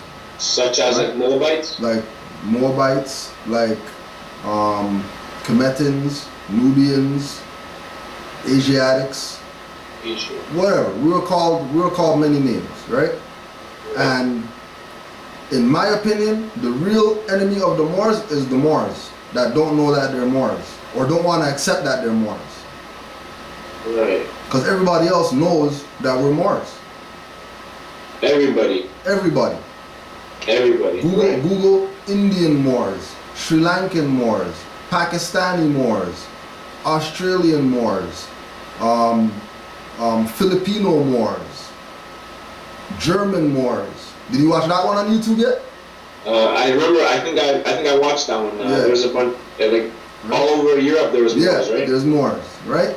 So every nationality knows about the Moors. So the real enemy of the Moors are the sellouts who want to continue playing the black, Negro, African game with their people.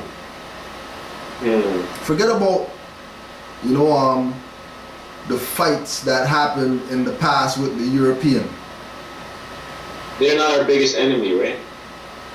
Because all of them are Masons and they study more science in secret. So even they take an oath not to tell it. So I can't knock them for not telling because they have an oath not to tell it. True. So if you got an oath, if I took an oath not to tell, then hey, that's what it is. True. Right?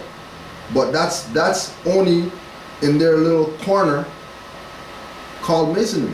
There's a whole building with rooms upstairs, downstairs, basement, garage or whatever. Right? That we have to go search out for information. Not just that little corner called Masonry.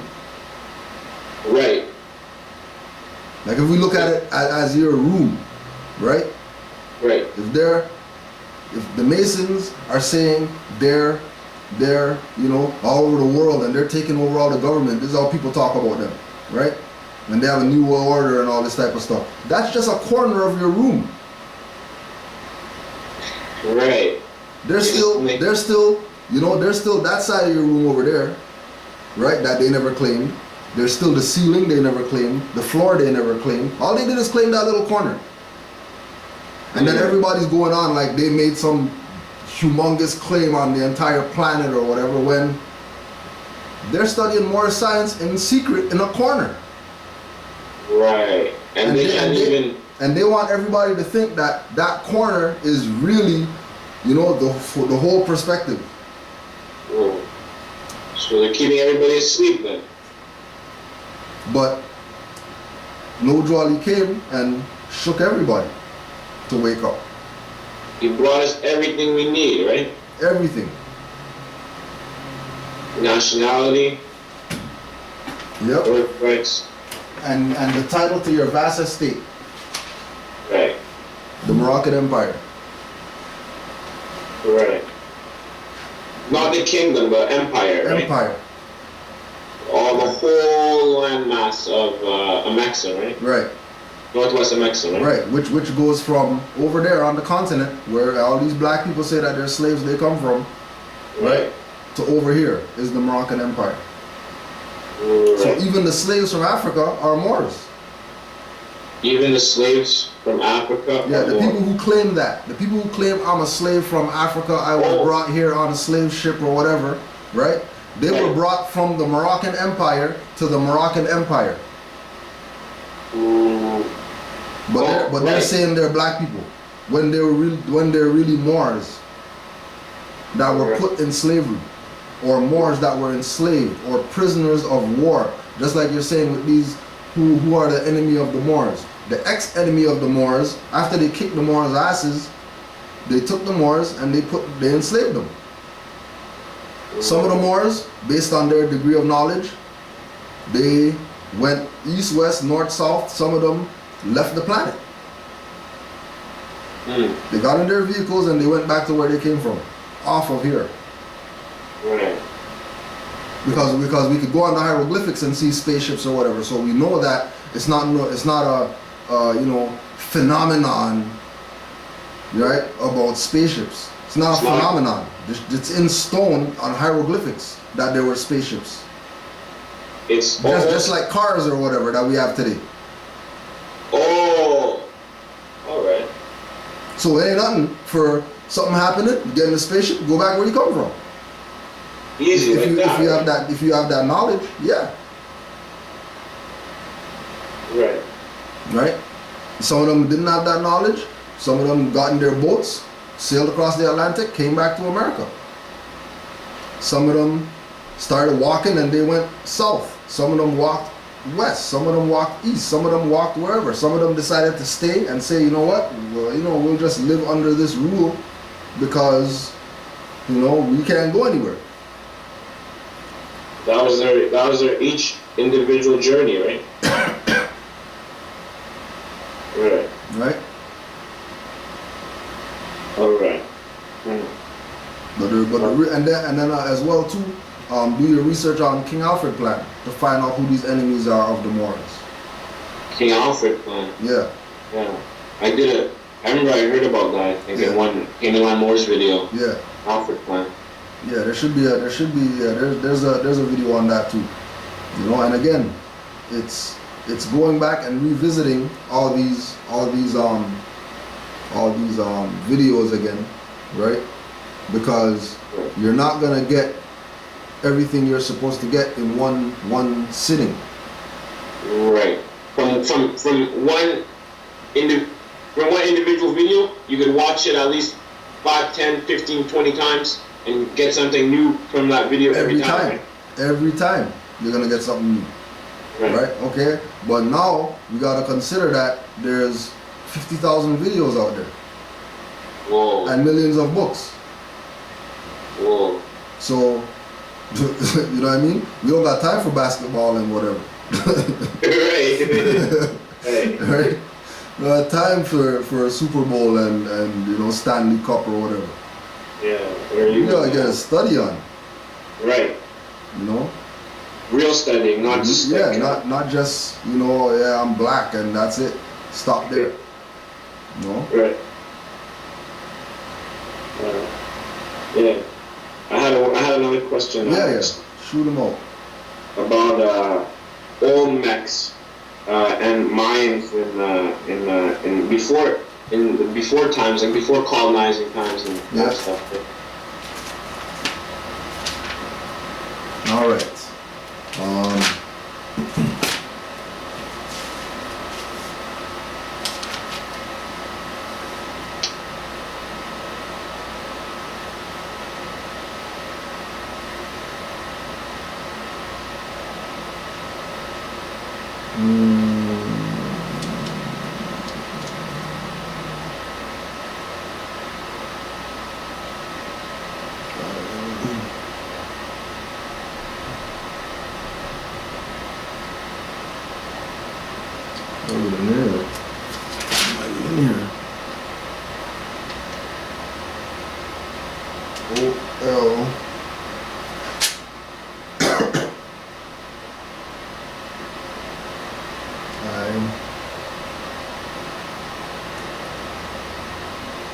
right.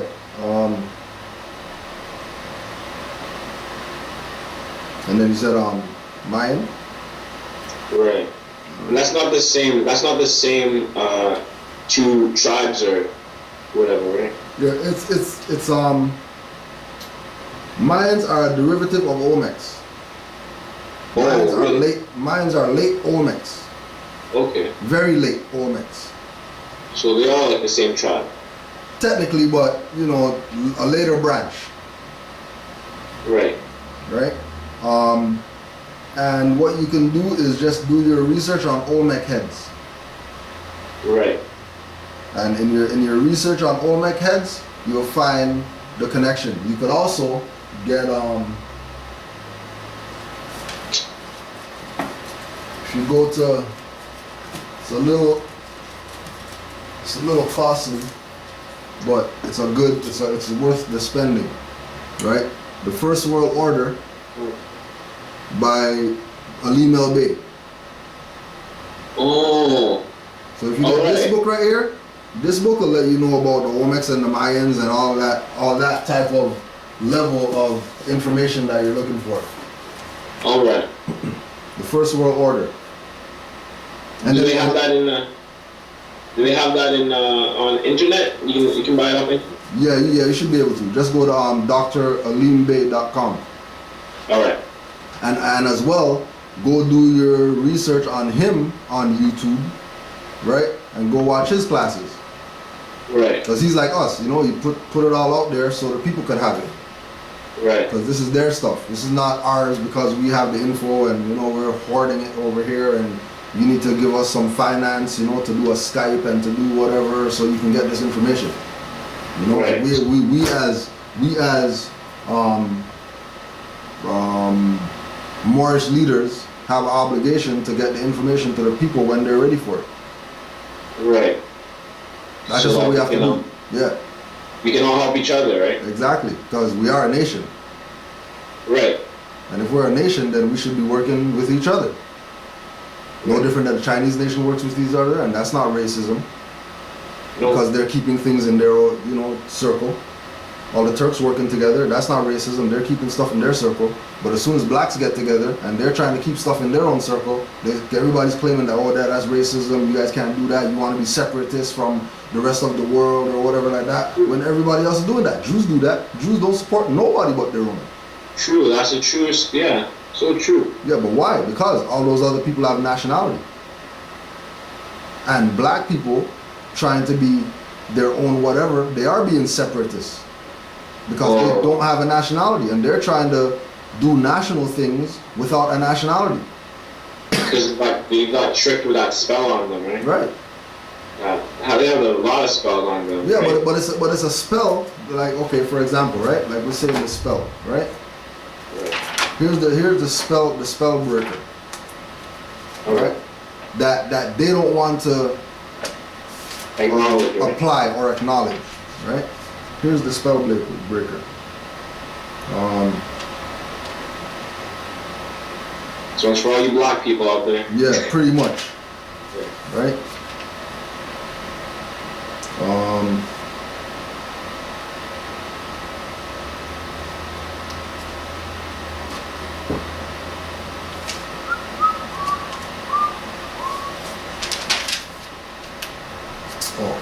wonder I'm not finding the wrong book.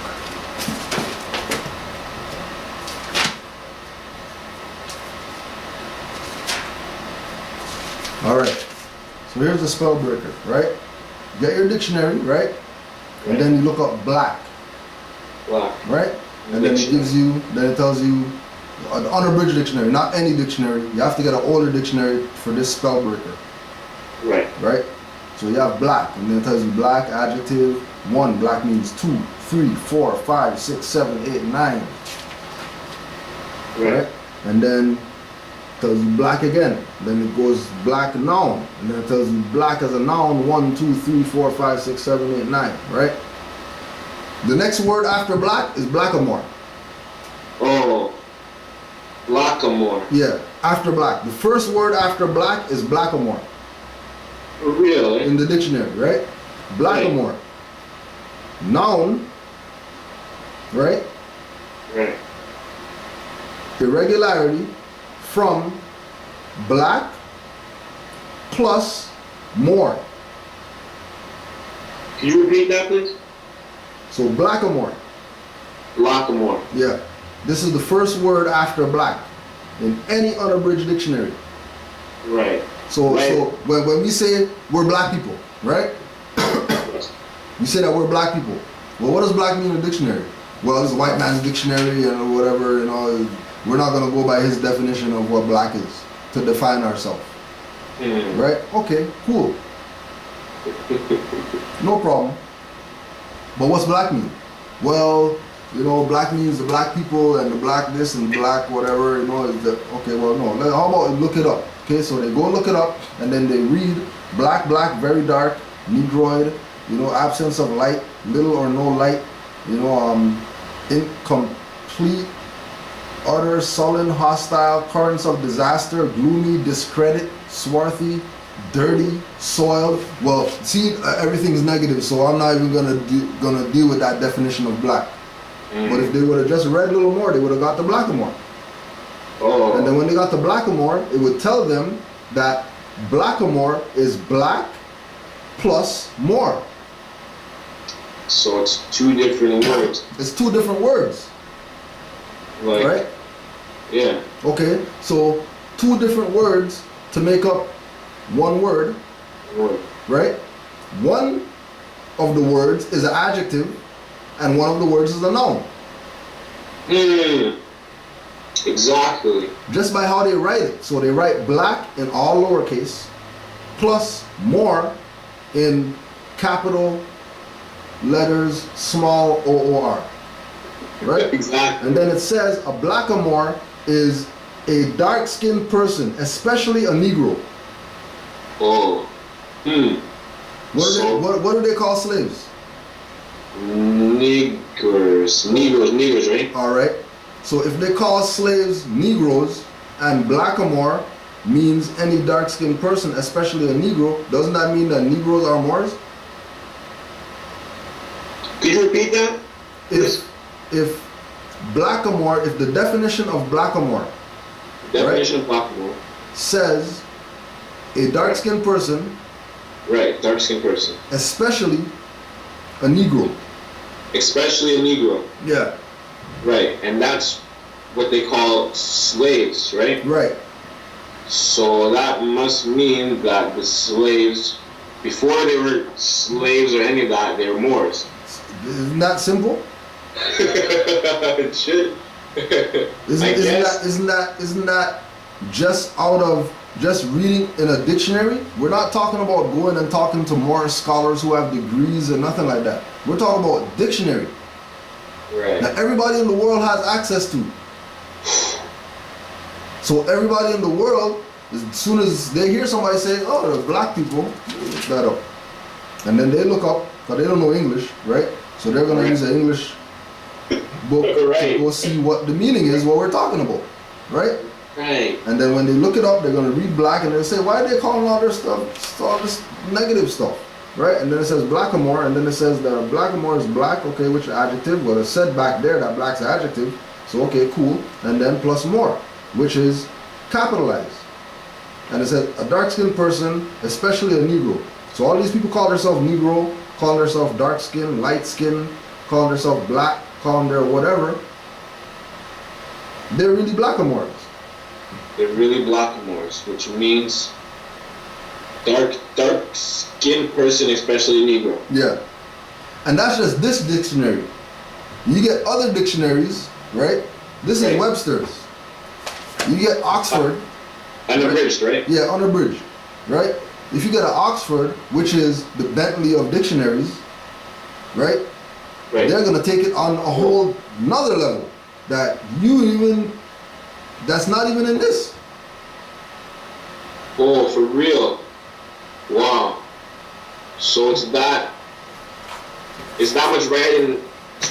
It's right in the book. It's right in your. Anyone can go look that up. Anybody could go. That's what the point is. Of us telling people that they're not black people. This is not something that we're just saying because we're disgruntled or whatever.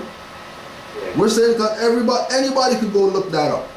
Right. Anyone who reads could. Anybody who reads could go look up blackamoor and see that the Negro, the African, the whatever that they call themselves, the slave in America or whatever, all those are blackamoors. Right. Even colored people too, right? Yeah, because colored people is also the dark-skinned people. Right. Synonym. Means the same. Right. Same meaning. Same context. Okay. Right. So you say dark skin, colored, black, African, whatever. Really, you mean Moors. Right. You don't mean black people, whatever. Those are just synonyms of Moor. Right. Those are those colored? Is that adjective or noun? Colored. That's adjective, right? All right. So let's go check. That's why we got a dictionary. Right. When we see something we don't know what it is, you go look it up. Right. Right. And then when you look it up, you'll have a better perspective of what the hell you're talking about because you'll know what you mean when you say something.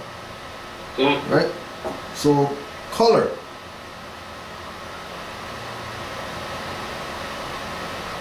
So this is how you know about the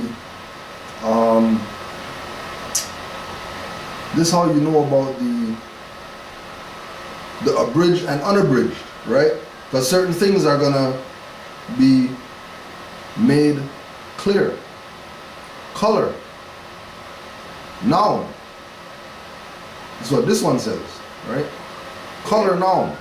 A phenomenon of light as red, brown, pink, gray, or visual perception that enables one to differentiate otherwise identical objects. Not people, objects. Oh. The aspect of objects and light sources used in this sense as a psychological basis for definitions of color in this dictionary. A hue as contrasted. A hue as contrasted, right? With black, white, or gray. A hue as contrasted with black, white, or gray. Doesn't that mean that it's not that? Exactly. So black, white, and gray aren't even colors. Are those called Shades. Shades, right? So if somebody says my color is black, when then that's impossible, right? right? Because black is a shade. Right. It doesn't even fall under category of color. Right. But what they're really doing is testing our incompetence. And When they put color on a form. What color are you? Are you black, white, other? They ask you what your skin. If you check off you're black, when they ask you what color you are, they know that you're incompetent and you don't read. Whoa. Because black's a shade. Black's not a color. Just like and nobody's gonna ask you what shade are you. Whoa.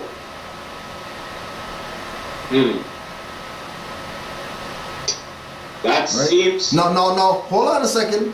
Now that's the unabridged dictionary. Let's see if color's in the law dictionary. For all these people who want to say that they're colored, right? Right. Okay. So let's see if color's in the law dictionary.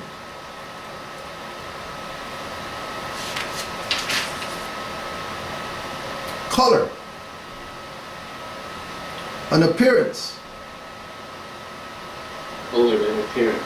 Semblance or simulacrum as distinguished from that which is real. What? A deceptive appearance. Assumed exterior. Concealing a lack of reality. A disguise or a pretext. Right? Colorable. That which has or gives color. That which is in appearance only and not in reality, which it purports to be. Counterfeit. Feigned. Having the appearance of truth. That's in which dictionary? That's in the law dictionary. Law dictionary. right? You have that. I think I have that written down. And not only that, let's go to this man that they deny, this prophet Noble Drew Ali. that they deny, and see what he said what colored means. You for sure told him. You for sure told him what time it is. Right? So we're gonna go to the 101 questionnaire, right? This is gonna be one of the things that's in your package, because this is just what Moors get for free, right? Because it's free. There's no charge for this. The only charge is what it is to print this, and this is 1, 2, 3, 5 pages front and back, right? Right. So technically 10 pages. All right. Right? And how much it costs to photocopy a black and white page out there? Like 20 cents. Is it something like that? All right. So 20 cents, right? Times 5. 20 cents times 5, is that about $1? All right. So this is $1. Right? Right. Okay. What does the word colored mean? Colored means anything that has been painted, stained, varnished, or dyed. Colored, stained, varnished, or dyed. Could we be colored people? Nope. How come? Because your skin only has one tone or complexion to it. It's not an object you can just paint on or scribble on. It's not an object. Right. Right? And it's that's how simple it is. Right. And then you have these people out there trying to convince you that you're black because of what they assume. Right. Right? Right. But if I give them black water, they won't drink it. If I give them a black apple, they won't eat it. Right. When you unwrap a dead mummy, it's black. Oh. Right. Right? Colored is anything painted, varnished, dyed. So the wall behind you is colored. Your ceiling's colored. Your hat is colored. The Bob Marley behind you right there, it's colored. Yeah. Right? It's in a colored frame. Right? Because individuals, living entities, cannot be identified as colored. And then in the law dictionary, it tells you that colored is an appearance. Colored is an appearance. Oh, colored is an appearance. This is at law. This is not our personal opinion. Appears This is to be from colored, right? a law perspective. From a law perspective, colored is a disguise or a pretext concealing a lack of reality. So legally, human being, natural person, man or woman, they cannot be a colored person. Cannot. It's impossible. Corporations could be colored, right? Oh yeah, corporations could be colored. Because those are things. Right. But color isn't in our best interest. We don't want to be colored. No. Right? Know what I'm saying? Right. And then it goes into color of authority. The semblance or presumption of authority sustaining the acts of a public officer which is derived from his apparent title to the office or from a writ or other process in his hands apparently valid and regular. Color of law, the appearance or semblance without the substance of a legal right. Color of office, the act unjustly done by the countenance of an office being grounded upon corruption, to which the office is a shadow and color. Color of title, the appearance and semblance of title, also termed apparent title, any fact extraneous to the act or mere will of the claimant, which has the appearance on its face of supporting his claim of a present title. And then colorable alteration, colorable cause or invocation, colorable claim, colorable imitation, colorable pleading, colorable transaction. Like, oh, colored. By common usage in America, this term in such phrases as colored persons, the colored race, colored men, and the like is used to designate Negroes or persons of African race, including all persons of mixed blood descended from Negro ancestry. But where a state constitution provided for separate schools for the white and colored races, the term white race is held to be limited to the Caucasian race, and the term colored race to embrace all other races. It has also been held that there is no legal, technical signification to the phrase colored person, which the courts are bound judicially to know. Say that again. It has been held that there is no legal, technical signification to the phrase colored person. So they don't have to, the courts, the law, they don't have to respect colored people, right? Exactly. Right. Period. Right. So, and don't forget, colored is synonymous with Negro, black, African, whatever. So if you say you're black, you're pretty much saying you're colored. If you say you're Negro, you're saying you're colored. If you're saying you're African, you're saying you're colored.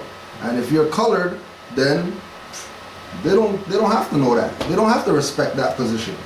Because you're kind of in a way, or not kind of, you are saying, if you call yourself those titles, you're saying you're incompetent, and you're saying you want to be a slave. Yeah.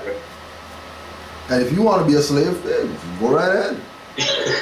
Right, especially if you already had the knowledge brought right to you and you're refuting it. Since 1913, it was brought to them. And they didn't want it then. And they still don't want it now. If everybody would have got on this stuff 100 years ago, by now we could have been like a superpowered group. Exactly. Exactly. And like we said with your question, who's the enemy of the Moors? The enemy of the Moors, in my opinion, are the Moors who, after Noble Drew Ali died, started infusing all this Negro, black, colored, whatever, into their teachings instead of just telling the people straight up that they're Moors. Right. They wouldn't get the information, right? Or they didn't even tell anyone about it. They didn't even tell anybody, and they knew. And they chose not to tell. They chose to sell people Negro, black, colored ideas that they gravitated to, and then they ran off with that, thinking that, yeah, this is the position, when, you know, taking that position, and the proof is in the pudding. You go check all that black power or whatever, and you see dogs getting sicked on people and fire hoses and whatever. It's because you have no rights. Right. You're colored. Right. And nobody doesn't have to respect colored people. Why? Because you're fake. Especially, and even the money's fake. That paper stuff's fake too, right? Yeah. Mm-hmm. It's like they like that fake stuff or something. Yeah. Oh yeah. It's become them. Right. It's become them. They've become the fake people. That's a shame. That's a shame to see people selling themselves out. They're selling themselves out. Yeah, but when we look at other nations, when other people sell themselves out, right, or become treasonous to the cause of liberation and respect of their ancestors, they get exiled. Or they get put on a wall and everybody gets a stone and they stone them to death. Right. That's treasonous, right? Yeah, if you're not going to be who you are. Disrespecting ancestors. Selling your people out. Was it doing all this for fake paper, fiat notes? What else? The list could go on. The list could go on and on. Right? The list is long. The list is extensive. Right? Yep. And all because they didn't. all because 100 years ago, nobody, or maybe when did Noble Drew Ali pass in 1928? 29. 29. Yeah.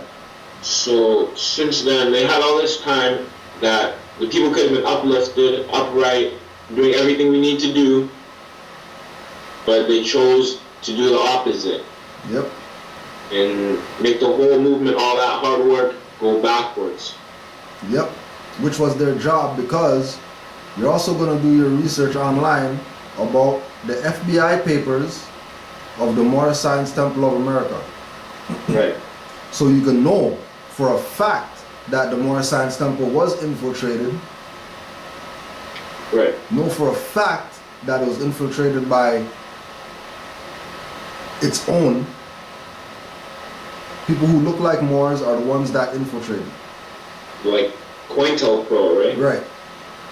Right? Yeah. And their job was to infiltrate in order to get people to see this as just just another religious black whatever, so whatever. Because I ain't buying Christianity, so why am I going to buy this Moorish religion? When it was way bigger than that. It's divine and national. Divine and national. Right? It's way bigger than a religion. Way bigger. People can't even fathom what Noble Drew Ali did. And he said that too. That's his prophecy too. 50 years will come, and 50 years will gone, and you guys wouldn't even know that I was here. Right. Why? Because sellouts. Who hid him? Put him in the back. Because they're jealous of him, right? Yep. Because he had the powers to bring us all into unity. To unity. That's the word. To unity. Through our free national name. Right? Which is Moors. Which is Moors. Moorish American. The L's, the Bays, and the Ali's. Right. Of the North Gate. Northwest Amexo. Right. You know? The North Gate? The North Gate. Where did that meaning, what's that meaning? Yeah, everything's researchable. Okay, for sure. I'll write it down. Everything's researchable. North Gate. North Gate. North Gate. And then you could also attach astrological to that. Astrological. Yeah. In the search, right? Because the North Gate is more astrological perspective than physical perspective. Right. And then since we're talking about gates, also do your research on Moors Gate in Jerusalem. Moors Gate in Jerusalem? Yeah. All right. The so-called Jews say that their stuff that's their stuff. Yeah, Moors Gate. And ask yourself, why is there a Moors Gate in Jerusalem, where the Jews are at? Right. Jerusalem. Yeah. Or Heru Salam. Heru Salam. What does that mean? Because Jeru, there's no J in ancient times. There's no J in ancient languages. The J sound? J is modern. J is modern. Okay. And Salem, S-A-L-E-M, Jeru, Salem, right? Salem is really Salam. Salem is Salam. Which means peace. Assalamu alaikum. Right. And it's salam when you see a Muslim. Right. Right? Jerusalem. Alright, I'm gonna look that up. Jerusalem. Right. Right? I had another one more to ask. Yeah, for sure. So this is our land, and clearly it's our land, right? Right. Do the research. Yep. So all these people paying taxes, paying rent on their incomes, all that stuff, it's fraud, right? Yep. Because their land is under occupation and they're not claiming it. Right. So the people who are claiming it are taking a custodial position over the people who are on the land, because they're not making no claims for themselves, which goes right back to your initial question about writs. Right. Because the only way we're going to make any claims is by writing these people. And letting them know about your position. Right. We gotta write our own spells out, right? Right, because if we let them tell it, you know, they'll say we're black. Because they want to keep us under their own spells. Exactly. They had since that word came into existence. That's probably like 500 years ago or something, right? Say like 3rd to 5th century. So 300 to 500. Oh, that's a long time ago. Yeah, that's a long time ago. That they've been casting this spell. Whoa, that long ago? Yeah. I'm glad I got out of that spell. Right, exactly, and it's all about because and you are living manifestation of Noble Drew prophecy, because he said he came for the young and unborn. Right? Right. So the fact that you have this information at your age, right? And we're not trying to beat black out of you or whatever, you actually see it for what it is. Right. You know, you're gonna take this and you're gonna go further with it than Taj and all these people. Because we all got it late. You know what I mean? We got it late. Right. We didn't get it, and then generations before you that you put on, you know, you're gonna put on the generations before you. Right. You're not gonna try to wake up your mom and these people. I mean, you can present the information to them. Right. You know, but you're really trying to reach little brother out there who's looking at, you know, Waka Flocka and want to be him. Wow. Or whoever that they look up to. Right. You know what I mean? And show them that, well, yo, you know, you got, there's a way bigger perspective that you need to consider before you consider what that guy's saying. Because he doesn't have your best interests there. You know what I mean? Definitely. You know, gold everything and all that crap there. Definitely. You know? So, you know, we do this so that the information can get out to the people. You know what I mean? And it's really for the young and unborn to take this and go as far as you can go with it. Right. You know, because majority of young people, they have no fear anyways. So, like, what you got to lose? With that. Because you have us and people before us as an example that black failed and is failing, and Negro failed and African failed and all these things that we claim to be failed, and nobody ever once said, you know, we should try calling ourselves Moors, and you know, well, Noble Drew Ali said it, but nobody listened to him, you know, right? But that's really the position. You know, taking up this mantle, this Moorish mantle, and moving from there. Just because we already have the example that all those things that we tried before failed. All the black, Negro colored stuff. You know? Right. So, yeah, man. So we'll start. I know it's early over there. You're still, you know, waking up.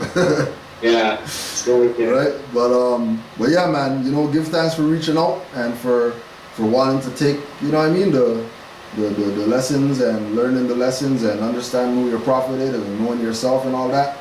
And we'll definitely set up for a part 2. And don't forget to send me the info so I can get you that stuff. Okay. Mailing address, right? Yeah. You can just send an email to the same Canaandland guide email. Yeah, I'll do that. Yeah, yo, and we'll get some stuff sent out to you. Thanks, bro. No problem, fam. All right. I hope I answered answer your questions and gave you some inspiration to continue to go on. And also too, just put your name on the record too, and you know, just so you know who you are and whatever like that. If you got anything I don't know if you got anything to plug out there, you know, if you got music or whatever, you know, if you would message to anybody listening or whatever like that, you know what I'm saying? You could just put that out there too. Right now, Right now, yeah, this is Shaquan L. This is Shaquan L. Shabazz, working on music right now. I got a couple hip hop albums on the way. I got a lot of things coming through. Right now, I have my own studio out here in Vancouver, BC, South Vancouver. I'm just working. Anybody who's seeing this message, you can get at me through email address right now, shaquankelly@gmail.com. Spell out the email. SHAKWANKELLY@gmail.com. Right now I'm just in the beginning opening stages. Anybody with any input, informations, or anything like that, or anyone wants to get down with the Moorish movement out here, just let me know. Get at me through email. I got Facebook too. Shaquan Kelly. Facebook. Yeah. All right. You what about say you have your own studio? Do you are you producing? Right now I'm working on instrumental beats. I have the whole setup. I have the microphone, soundproofing, studio monitors. What are you recording on? I'm trying to do a hip hop album. Okay. I'm working on my own instrumentals. I've got a lot of written material just sitting waiting. Anything. It's just I've been working on this. I've been working on this for about close to 7 months or almost a year maybe for the whole process. I've just been going through a bit of growing pains. Pardon me? Growing pains. Exactly. Yeah. Exactly. Yeah. All right, yo. If you have any beats too that you want to send over in the email, just shoot. Cause we don't really deal with the fiat exchange. You know what I mean? We deal with the barter. So trades, right? Yeah, trades. You know what I mean? So, we'll set up a little package for you. If you got any beats or whatever you want me to hear, just send them over and we'll do some damage on them. All right, for sure. Yeah. Iron cheap. Yeah, you got this. All the dirty Moors better prepare. They better. Straight up. Yeah, I like that. All right, brother, man. All right. So expect that stuff, man, as soon as you send that email to me. For sure. All right, and we'll be in touch. We'll do this again for sure. Just let me know when, yo. We got this. All right. Thanks for inspiration, bro. No problem, family. Stay up. All right, you too. All right, Islam. Islam.